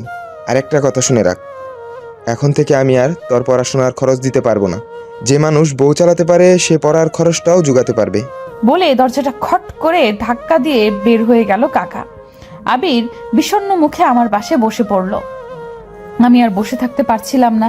আজ সারা দিন আমার কিভাবে কেটেছে তা ভুলেই গেছিলাম। তা মনে পড়তেই মাথাটা ঝিমঝিম করতে লাগলো। আমি আবিরের বিছানায় শুয়ে কপালে হাত দিলাম। দেখি শরীরের উত্তাপে আমার হাত পুড়ে যাওয়ার মতো অবস্থা। আমি আবিরকে কিচ্ছু বললাম না। এমনিতেই বাড়িতে রাবণের চিতা জ্বলছে, তার উপর আমার এই জ্বর। কতক্ষণ কেটে গেছে জানি না। চোখ খুলতেই দেখতে পেলাম যে আবির আমার কপালে কাপড় ভিজিয়ে দিয়ে রেখেছে আর আমার পাশেই বিছানার উপরে বসে আছে। আমি চোখ খুলতেই হন্তদন্ত হয়ে বলল, এখন কেমন লাগছে? ঘুম হয়েছে কি একটু? কিছু খেয়ে ওষুধটা খেয়ে নেন। আমি মাথাটা তোলার চেষ্টা করে ব্যর্থ হলাম। আবির নিজে আমার মাথার নিচে বালিশ দিয়ে আমাকে বসিয়ে দিল। তারপর খাবারের প্লেটটা আমার সামনে এনে নিজ হাতে মাখিয়ে বলল, দেখি এবার হা কর। ভাইয়া সরি, মানে আমি বলছিলাম যে আপনি আমার মাকে একটু ডেকে দিন, আপনি ঘুমিয়ে পড়ুন, আর আমার হাত দিয়ে আমি খেতে পারবো। আর এত রাতে আপনি খাবার আর ওষুধ কোথায় পেলেন? হিমা দিয়েছে। আর দেখ হিয়া, এখন তুই অসুস্থ, একদম বেশি কথা বলবি না। তোর মা এখন ঘুমিয়ে পড়েছে, চুপচাপ খেয়ে ওষুধটা খেয়ে ঘুমিয়ে পড়। আমি আর কিছু না বলে বাধ্য মেয়ের মতো খাবারটা খেতে লাগলাম। তারপর আব্রিলকে উদ্দেশ্য করে বললাম, আপনি কি কিছু খেয়েছেন? আমাকে নিয়ে তোর চিন্তা করতে হবে না, আমার অভ্যাস আছে। আপনিও খান আমার সাথে। আপনি না খেলে আমিও আর খাবো না। হিয়া, জিদ না করে খেয়ে নে, অনেক রাত, এখন বেশি কথা বলিস না। অবশেষে আমার জিদের কাছে আবির হেরে গেল আর ও নিজেও আমার সাথে খেয়ে নিল। তারপর আমি ওষুধ খেয়ে কখন ঘুমিয়ে পড়েছি মনে নেই। সকালের আলো ফুটেছে মাত্র। আমার শরীরটা এখন অনেকটা সুস্থ। আমি বাথরুম থেকে ফ্রেশ হয়ে এসে দেখি যে আবির ঘুমাচ্ছে। আমি ওনার মায়াবী মুখটার দিকে অপলক দৃষ্টিতে তাকিয়ে আছি। এমন সময় দরজায় ধাক্কার আওয়াজে আমি চমকে ঘুম ভাঙে। আমি দরজা খুলতেই হিমা হন্তদন্ত হয়ে রুমে প্রবেশ করেই আশেপাশে দেখে দরজাটা বন্ধ করে দেয়। আমি অবাক হয়ে জিজ্ঞেস করলাম, এত সকালে তুই? কি হয়েছে, এমন হাঁপাচ্ছিস কেন? তোর জ্বর তো এখন নেই।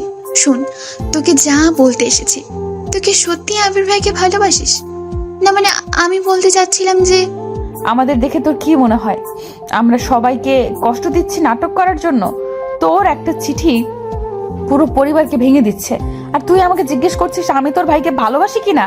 তোকে বাঁচাতে আমরা চুপ করে আছি, আর তুই কিনা? সরি হিয়া পাখি, আমাকে মাফ করে দে। আমি বুঝতে পারিনি যে এই বিষয়টা এত দূর করাবে। তুই আমাকে হেল্প করেছিস আর আমি তোকে হেল্প করব না? তুই কি বলতে চাচ্ছিস সীমা? তুই আবির ভাইকে সত্যি ভালোবেসে থাকলে এখনই এখান থেকে চলে যা। হিমা, এসব তুই কি বলছিস? আমরা পালাবো কেন? এখন তো সবাই ব্যাপারটা জেনেই গেছে। আজ হোক আর কাল হোক সবাই মেনে নেবেই, আমরা তাদের সন্তান। বড় কাকা এসেছে, কি বলছিস শুনলে তুইও পালাতে চাইবি। কিরে হিমো, এত সকালে তুই? কিছু হয়েছে? ভাইয়া তুমি তাড়াতাড়ি উঠে রেডি হও। রেডি হব মানে কি বলছিস তুই এসব? হিয়াকে নিয়ে এক্ষুনি বাড়ি থেকে চলে যাও। হিমো, তুই কি পাগল হয়ে গেছিস নাকি? আর সবার মতো তুই আমাদের তাড়ানোর জন্য উঠে পড়ে লেগেছিস? বড় কাকা এসেছে, বাবা আর কাকারা সবাই কথা বলছে ওই ঘরে, আমি মাত্র শুনে আসলাম। কি বলছে সবাই? বড় কাকারা আর সবাই মিলে এই সিদ্ধান্ত নিয়েছে যে এখনকার মতো তোদের মেনে নেবে, কিন্তু কাউকে কিছু জানাবে না। তারপর আবির ভাইয়া চলে যাওয়ার পর তোদের ডিভোর্স পেপার রেডি করবে, আর সেখানে যেভাবেই হোক একবার তোমাদের সাইন পড়লেই সব শেষ। হিয়া তোকে আবার বিয়ে দিয়ে দেবে, আর বিয়েটা তখনই দেবে যখন আবির ভাইয়া শহরে থাকবে। আবির ভাইয়া যেন তা জানতে না পারে, তার জন্য।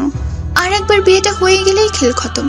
আর বাবা আর মেজো কাকা বড় কাকার ওই আইডিয়ার সাথে একমত হয়েছে। আমি সাধারণত এত সকালে উঠি না, কিন্তু সবার চেঁচামেচি শুনে উঠে এসব শুনতে পাই। ওরা এখনো সব কিছু প্ল্যান করছে, কিভাবে কি করবে। আমি তো ওদের কাছে ছুটে এলাম এসব জানানোর জন্য। মগের মুল্লুক পেয়েছে নাকি? আমরা কি ছোট বাচ্চা নাকি যে উল্টাপাল্টা বোঝাবে আর তাই বুঝবো? আমি কিছুতে এসব হতে দেব না। আর আমাদের ডিভোর্স পেপার কি করে পাবে? আমাদের তো তুই ভাইয়া আসলেও কি তোমরা বিয়ে করেছো নাকি সব? চুপ করবি? এত বেশি কথা কেন বলিস? বিয়ে না করলে এত বড় মিথ্যে কথা বলার সাহস হচ্ছে আমাদের? আমরা বিয়ে করেছি, তবে কি? আসলে আমাদের কাগজ এখনো হাতেই পাইনি, তাই না? আর আমরা কিছুতেই বড় কাকার ফাঁদে পা দেব না। তার আগে বল, তুই কি 100% শিওর? 100% মানে 1000% শিওর। আর কিছুক্ষণ থাকলে ওরা চলে আসবে। আর ওদের হাতে পড়লে পালানোর রাস্তা খুঁজে পাবে না। তখন না পারবে বাড়ি থেকে বের হতে, আর না পারবে ওনাদের মুখের উপর কথা বলতে। বাবা তো সকালে চলে যেতেই বলেছিল, তাই এখন যাওয়াটাই যুক্তিযুক্ত। বাড়িতে থাকলেই ঝামেলায় পড়তে হবে।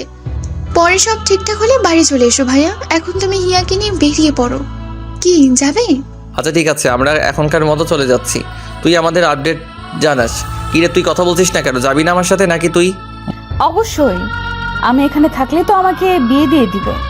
আমি একাই আপনার কাছে চলে গিয়েছিলাম, আর এখন তো আপনার সাথেই যাব। এখন আর ভয় কি? ভয় হচ্ছে না?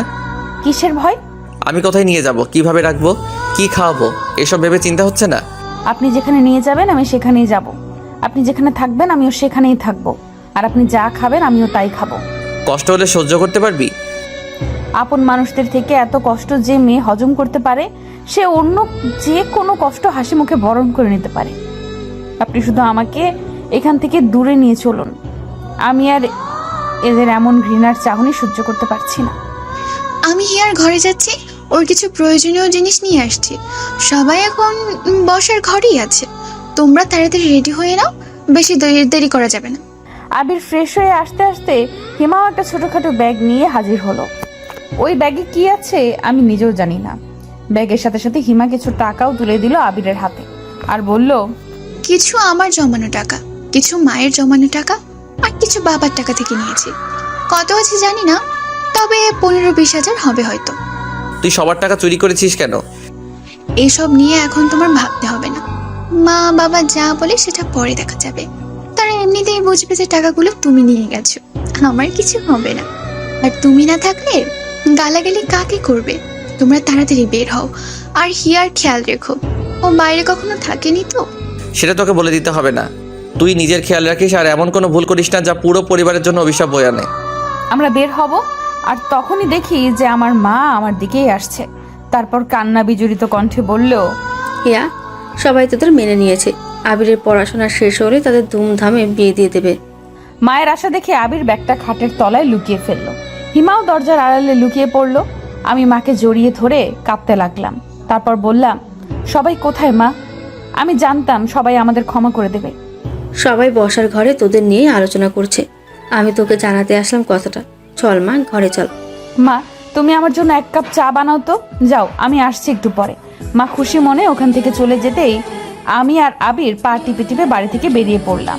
হিমা বারবার দেখছিল যে কেউ আসছিল কিনা। অবশেষে আমরা সফলভাবে রাস্তায় পৌঁছে গেলাম। রাস্তায় কোনো রিক্সা ছিল না। আমরা হেঁটেই কিছু দূরে গেলাম। তারপর আবির কেউ একজনকে ফোন করে আসতে বলল। কিছুক্ষণ পর একটা রিক্সাওয়ালা আসতেই বুঝতে পারলাম যে আবির ওই রিক্সাওয়ালাকেই আসতে বলেছিল। আবির তাড়াতাড়ি রিক্সা চালাতে বলল, কেউ এসে পড়লে সব পণ্ড হয়ে যাবে। বাসে ওঠার আগে আবির হালকা কিছু নাস্তা আর পানীয় কিনে নিল দোকান থেকে। তারপর বাসে উঠেই আমরা নাস্তা করে নিলাম। আমার খেতে ইচ্ছে হচ্ছিল না, কিন্তু আবিরকে দেখলাম গোগ্রাসে গিলছে। হয়তো অনেক ক্ষুধা লেগেছে। আমরা দুজনেই চুপচাপ বসে আছি। আমি নীরবতা ভঙ্গ করে বললাম, আমরা এখন কোথায় যাচ্ছি? সর্বপ্রথম কেন কাজী অফিসে যেতে হবে? কিন্তু আমরা তো অলরেডি বিয়ে করে নিয়েছি, তাহলে আবার কাজী অফিসে কেন? এইভাবেই বিয়ে করে কি আমরা স্বামী স্ত্রী হইনি? আবার বিয়ে করতে হবে? আরে কাদি, কাগজে কলমে আমাদের বিয়ের রেজিস্ট্রি না থাকলে কেউ কি বিশ্বাস করবে সে আমরা বিবাহিত? তার জন্য। ও আচ্ছা। এখন কেমন লাগছে? খারাপ লাগছে খুব? ভালোই লাগছে। আপনি পাশে থাকলে খারাপ লাগা আমার ধারে কাছেও ঘেঁষতে পারে না। শেষের কথাগুলো বিড়বিড় করে বলায় হয়তো আমি শুনতে পাইনি, তাই আবার বলল, অমন বিড়বিড় করছিস কেন? যা বলার জোরে বল। না কিছু না। বাড়ি থেকে আবিরকে কল করেই যাচ্ছে। আবির কল রিসিভ করছে না। একটু পরেই হিমা কল করলো। আবির ফোনটা রিসিভ করতেই চাচির কণ্ঠ ভেসে এলো, আবির কোথায় তুই বাবা? তোর বাবা কাকারা সব মেনে নিয়েছে, বাড়ি ফিরে আয় বাবা। তুই আমাদের কিচ্ছু না জানিয়ে এভাবে চলে যেতে পারলি? কোথায় তুই বাবা? তাড়াতাড়ি বাড়ি আয়, সবাই তোদের জন্য অপেক্ষা করছে, আর কেউ কিচ্ছু বলবে না। মা, আমরা চলে এসেছি, অনেক দূর এসে পড়েছি, এখন আর ফিরে যাওয়া সম্ভব নয়। তুমি সবাইকে বলো যে কিছুদিন পর আমি হিয়াকে নিয়ে চলে আসবো। কিন্তু বাবা, তুই তো হোস্টেলে থাকিস, হিয়াকে নিয়ে কোথায় থাকবি? পাগলামি করিস না বাবা, ফিরে আয়। আমি পাশে থাকায় আবির আর চাচির সব কথাগুলো শুনতে পাচ্ছিলাম। চাচি কথাগুলো বলা শেষ করতে না করতেই ফোনের ওপাশ থেকে একটা মোটা পুরুষ কণ্ঠ ভেসে এলো। আমার বুঝতে বাকি রইল না যে এটা বড় কাকা। আবির, তুই যেখানে থাকিস না কেন হিয়াকে নিয়ে এক্ষুনি বাড়ি চলে আয়। তোর সাহস হয় কি করে বাড়ির মেয়েকে নিয়ে পালানোর? আমি তো পালাইনি, বাবা আমাকে বের করে দিয়েছেন। আমি বলছি ফিরে আয়, যা করার বাড়ি থেকেই করা যাবে। আমাদের আজকে বিয়ে দিবেন কি বাড়ি গেলে? বেহায়া ছেলের কথা দেখো, আগে নিজের পায়ে দাঁড়া, তারপর বিয়ের কথা বলিস। লজ্জা করছে না আমার সামনে বিয়ের কথা বলতে? আপনারা হিয়ার জন্য জায়গায় বিয়ে দিতে চান, তাই না? এসব তোকে কে বললো? সত্যি কিনা তাই বলুন। তার মানে তুই সবটা জেনেই পালিয়েছিস? হ্যাঁ, আমি সব শুনে ফেলেছি। আমাকে আর বোকা বানাতে পারবেন না। আমি তোকে লাস্ট ওয়ার্নিং দিচ্ছি আবির, হিয়াকে নিয়ে ফিরে আয়, এর ফল কিন্তু ভালো হবে না। সরি কাকা, আমি আপনার এই অনুরোধটা রাখতে পারলাম না। আজকের মধ্যে বাড়ি না ফিরলে এই বাড়ির দরজা তোদের জন্য চিরদিনের জন্য বন্ধ হয়ে যাবে, এই আমি বলে রাখলাম। বলে এর আগে ফুসতে ফুসতে বড় কাকা কল কেটে দেয়। তার মানে হিমার কথাই ঠিক, আবিরের মুখটা চিন্তা ভাবনায় ডুবে আছে। আমার নিজেরই চোখে পানি চলে আসে আবিরকে দেখে। জানি না আবির আমাকে কোথায় নিয়ে যাবে, আর আমরা কিভাবেই বা থাকবো। এই অচেনা শহরে আমি আদৌ থাকতে পারবো কিনা জানি না। শেষ পর্যন্ত আমার ভাগ্যে এই ছিল, সাথে আবিরের জীবনটাও আমি কোনো অনিশ্চয়তার দিকে ঠেলে দিচ্ছি জানি না। আমরা বাস থেকে নেমে একটা রিকশায় উঠলাম। তারপর আবির আমাকে একটা কাজী অফিসের সামনে নিয়ে গেল। সেখানে আগে থেকেই নিশি আপু আর আবিরের আরেকটা ফ্রেন্ড ছিল। আমরা যাওয়ার পর আবির আমার সাথে ওই ছেলেটার পরিচয় করিয়ে দিল। তারপর আমরা কাজী অফিসের ভেতরে ঢুকলাম। সব কিছু হয়তো আগে থেকেই ঠিক করা ছিল, তাই আমাদের বিয়ের সব কিছু শেষ করতে বেশি দেরি হলো না। এর মধ্যে আমাদের বাড়ি থেকে কয়েকবার ফোন এসেছে, আবির রিসিভ করেনি। কাজী অফিস থেকে বের হতে প্রায় দুপুর হয়ে গেল। আমরা সবাই একটা রেস্টুরেন্টে বসে লাঞ্চ শেষ করলাম। আমরা সেখানেই বসে আছি, এমন সময় হিমার ফোন দেখে আবির রিসিভ করলো। তখন হিমা বলে উঠলো, ভাইয়া তোমরা এখন বাড়ি চলে আসতে পারো, সবাই তোমাদের মেনে নিবে বলেছে। তুই তো বলেছিলি যে এসব নাটক এখন মেনে নেওয়ার অভিনয় করছো। হ্যাঁ বলেছিলাম, তবে এবার সত্যি মেনে নেবে বলেছে। বড় কাকা নিজে বলেছে যে আজকে সব আত্মীয়দের দাওয়াত করবে তোদের বিয়ে উপলক্ষে, যদি তোরা আজ ফিরে আসিস তো। কি বলছিস তুই এসব? আজকে সবাইকে বলবে? এত তাড়াতাড়ি এত ব্যবস্থা কি করে করবে? আর এত তাড়াতাড়ি রং পাল্টানোর মানুষ তো কাকা নয়। সত্যি করে বল, কি হয়েছে? মা বাবা কি বড় কাকাকে কিছু বলেছে? বাবার রাগ কমেছে? সবাই রাজি হয়েছে। তোর বাবাকে বড় কাকার কাছে যেতে হয়নি, বড় কাকা নিজেই ছোট কাকা আর বাবার কাছে এসে বলেছে তোদের বিয়ের ব্যাপারটা তাড়াতাড়ি সবাইকে জানাতে। রিয়েলি? হ্যাঁ, আর মজার ব্যাপার কি জানিস? না বললে জানবো কি করে? অভিক ভাইয়া এসেছে। তার মানে অভিক ভাইয়াই কি বড় কাকাকে রাজি করিয়েছে? জানি না, তবে অভিক ভাইয়া ওনার এক বান্ধবীকে নিয়ে এসেছে। আমার তো মনে হয় গার্লফ্রেন্ড, গ্রামের বাড়ি দেখাতে নিয়ে এসেছে। ও তাহলে এই কাহিনী? কি কাহিনী? অভিক ভাইয়া বাড়িতে একটা মেয়ে নিয়ে এসেছে, ব্যাপারটা বুঝতে পারছিস? এতে বোঝার কি আছে, সে তো আবির ভাইয়া এনেছিল। দুইটা ব্যাপার এক নয়। তুই বলি না অভিক ভাইয়া যাকে এনেছে সে ওনার গার্লফ্রেন্ড হতে পারে, এই কারণেই বড় কাকা হয়তো আমাদের মেনে নিতে রাজি হয়েছে। নইলে নিজের পছন্দের মেয়েকে কি মেনে নিতে পারে? মানে তুই কি বলতে চাইছিস শিয়া? বড় কাকা নিজের ছেলের জন্য তোদের মেনে নিচ্ছে?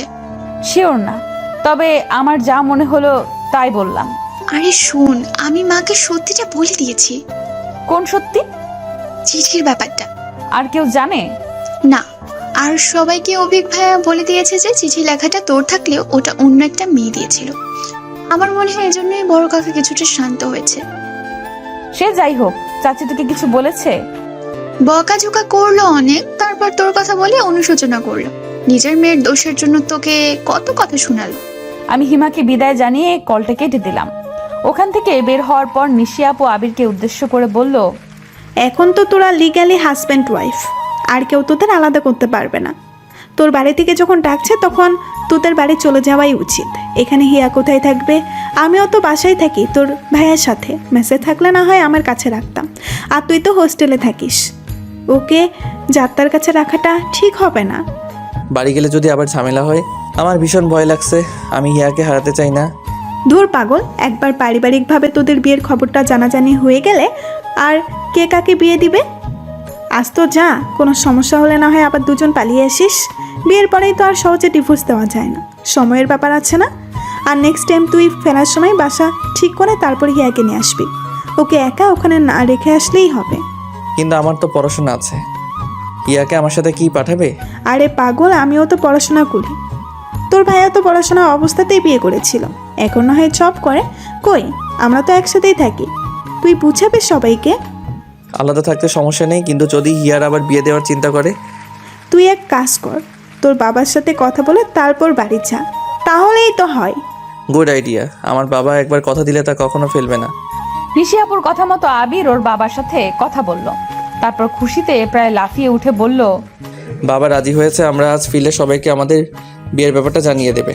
আর এখানে বাসা দেখে হিয়াকে নিয়েও আসতে দেবে। আমি তো ভাবতেই পারিনি বাবা। সব বড় কাকার ভয়ে আমাদের সাথে এমন ব্যবহার শুরু করেছিল, এখন বড় কাকাই যখন রাজি তখন আর ভয় কি? তারপর আমরা নিশি আপু আর আবিরের আরেক বন্ধুকে বিদায় জানিয়ে বাড়ির পথে রওনা হলাম। সারা রাস্তা আমার ভীষণ চিন্তা হচ্ছে, বাড়ি গেলে কি হবে না হবে। আমি আবিরের কাঁধে মাথা রেখে চোখ দুটো বন্ধ করে রাখলাম। ঘুম আর আসলো না।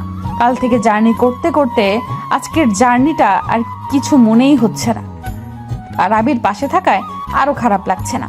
অনেক চিন্তা ভাবনা নিয়ে বাড়িতে ঢুকলাম আমি আর আবির। আজ সন্ধে না হলেও সন্ধ্যের কাছাকাছি। আমাকে দেখে আমার খালাতো বোন ছুটে আসলো। ওকে দেখে আমি কিছুটা অবাক হয়ে গেলাম। আর অবাক হলাম যখন দেখলাম আমাদের বাড়ি আর আবিরদের বাড়ি ভর্তি মানুষ, বাইরের কেউ না। আমার নানা বাড়ি, আবিরের নানা বাড়ি আর আমার ফুপুর বাড়ির সবাই এসেছে। আমাদের পরিবারটা আসলে অনেক বড়, তাই মনে হচ্ছে যে পুরো একটা অনুষ্ঠান বাড়ি। আমি আর আবির আস্তে আস্তে চারপাশে দেখে অবাক হয়ে গেলাম। কি রে হিয়া, কোন কোচিং এ ভর্তি হলি? কোথায় আবার? উদ্ভাস কোচিং সেন্টারে। হিয়া ভেতরে চল। ও কেবল বাইরে থেকে আসলো আর তুই প্রশ্ন শুরু করে দিলি। তারপর আমাকে টেনে টুনে আমার রুমে নিয়ে গিয়ে দরজা লাগিয়ে দিল হিমা। তারপর বলল, তোকে তো এখন আরেকটা কথাই বলা হয়নি। আবার কি কথা? আর সুমি কোচিং এর কথা কেন জিজ্ঞেস করলো? কারণ সবাই জানে যে তুই কোচিং সেন্টারে ভর্তি হওয়ার জন্যই শহরে গিয়েছিস আবির ভাইয়ের সাথে। ও এই কথা? শুধু তাই নয়, সবাইকে এইটা বলেছে যে তোর আর আবির ভাইয়ের বিয়েটা পরিবার থেকেই ঠিক করেছে। সত্যি? আমরা যে বিয়ে করে নিয়েছি এটা কাউকে বলেনি? না, বড় কাকা বলেছে যে বাড়ির মান সম্মান নষ্ট করে কি লাভ, তাই বুদ্ধি। আর কোচিং? কোচিং বলবে না তো কি এটা বলবে যে ছেলে মেয়ে দুইটা পালিয়ে গেছে। আমাকে জোর করে বিয়ে দিতে না চাইলেই তো আর এসব হয় না। আর সবাই জানে যে তুই যেহেতু কোচিং করবি ওখানে একা একা থাকা ভালো না, তাই এখনই আবির ভাইয়ের সাথে তোর বিয়ে দিয়ে দিয়েছে। আজকেই? পাগল হয়ে গেছিস মনে হচ্ছে। আজকাল জার্নি করেও ক্লান্ত হসটি মনে হচ্ছে। তুই বলতি? আজ সবাই এসেছে, কালকেই তোর আর আবির ভাইয়ের বিয়েটা সেরে ফেলবে। আমাদের তো অলরেডি বিয়ে হয়ে গেছে, আবার কি বিয়ে পড়াবে? তা আমি কি জানি। এমন সময় মা এসে দরজা ধাক্কাচ্ছিল। আমি গিয়ে দরজা খুলে দিতেই মা আমাকে জড়িয়ে ধরে কান্না করতে করতে বলল, তুই ঠিক আছিস তো? আমাকে চা বানাতে বলেই ফুরুত। আমার কত চিন্তা হচ্ছিল জানিস, যখন মা হবি তখন বুঝবি। রাতে নাকি জ্বর হয়েছিল, এখন ঠিক আছিস তো? মাকে এমন অস্থির হতে দেখে আমি তাকে শান্ত করে বললাম, মা দেখো আমি পুরোপুরি ঠিক আছি এখন, তুমি শুধু শুধু চিন্তা করছো। তারপর মায়ের সাথে আরো কিছুক্ষণ গল্প করে ফ্রেশ হলাম। রাতে আবিরের সাথে আর দেখা হলো না। পুরো বাড়ির লোকজনে ভর্তি। সারা রাত আমার যেন ঘুম হচ্ছে না কালকের কথা ভেবে। কাল সত্যি আমাদের পারিবারিকভাবে বিয়ে হবে, মানে সবাই মেনে নেবে আর কি। আমি তো খুশিতে আটখানা। ভাবলাম আবিরকে একটা মেসেজ করি। তখনই মনে পড়লো যে আমার ফোন তো কালকেই ওই বুড়ি দাদি নিয়ে গেছে। তবে আমার সব কষ্ট সার্থক যে আবির এখন আমার স্বামী। আচ্ছা, আবিরও কি এখন আমার কথাই ভাবছে? এসব ভাবতে ভাবতে কখন ঘুমিয়ে পড়েছি মনে নেই। চারপাশে অনেক লোকজন, বেশি বড় না হলেও ভালোই আয়োজন করেছে আমাদের বিয়ের। অনেকেই কানাঘুষা করছে যে আমরা একে অপরকে পছন্দ করে বিয়ে করেছি। তারা তো ভুল কিছু বলছে না। ভাবতেই লজ্জা লাগে আমার বিয়ে পড়ানোর সময় সবাইকে বের করে দিয়ে শুধু বাবা ছিল, কারণ আমার বিয়ে তো অলরেডি হয়ে গেছে। শুধু ইমাম সাহেবকে গোপনে বিষয়টি জানিয়ে লোক দেখানো বিয়েটা সম্পূর্ণ হলো। হিমা আর আমার অন্যান্য কাজিনরা আমাকে নিয়ে আবিরের ঘরে বসে আছে, আর এক একজন মজা করে এক এক কথা বলছে, আর তা শুনে লজ্জায় নুইয়ে পড়ছি আমি। আবির রুমে ঢুকতেই সবাই বের হয়ে গেল, আর আমি চুপটি করে এক পাশে বসে আছি মাথা নিচু করে। কিরে, বরকে সালাম দিবি না? এত বড় হয়েছিস, ভদ্রতা কিছু শিখিসনি? আপনিও তো ভদ্রতা জানেন না। নতুন বউ কি কেউ তুই করে বলে? তুই বলবো না তাহলে? তুমি করে বললে তুই মানিয়ে নিতে পারবি তো? আর পালাচ্ছিস কেন? পালানোর জন্য বুঝি বিয়ে করেছিস? তুমি করে না বললে আমি কিন্তু। আবির আমার থুতনিতে ধরে মুখটা উপরে তুলে বলল, আচ্ছা ঠিক আছে, আজ থেকে আমার মিষ্টি বউটাকে তুমি করেই বলবো। খুশি? আমি তো শুধু খুশি না, মহা খুশি। ভালোবাসার মানুষটিকে পেয়েছি, আর কি চাই। আজ থেকে যে শুরু হবে আমাদের দুই টোনাটুনির সংসার। সবাই আমাদের জন্য দোয়া করবেন।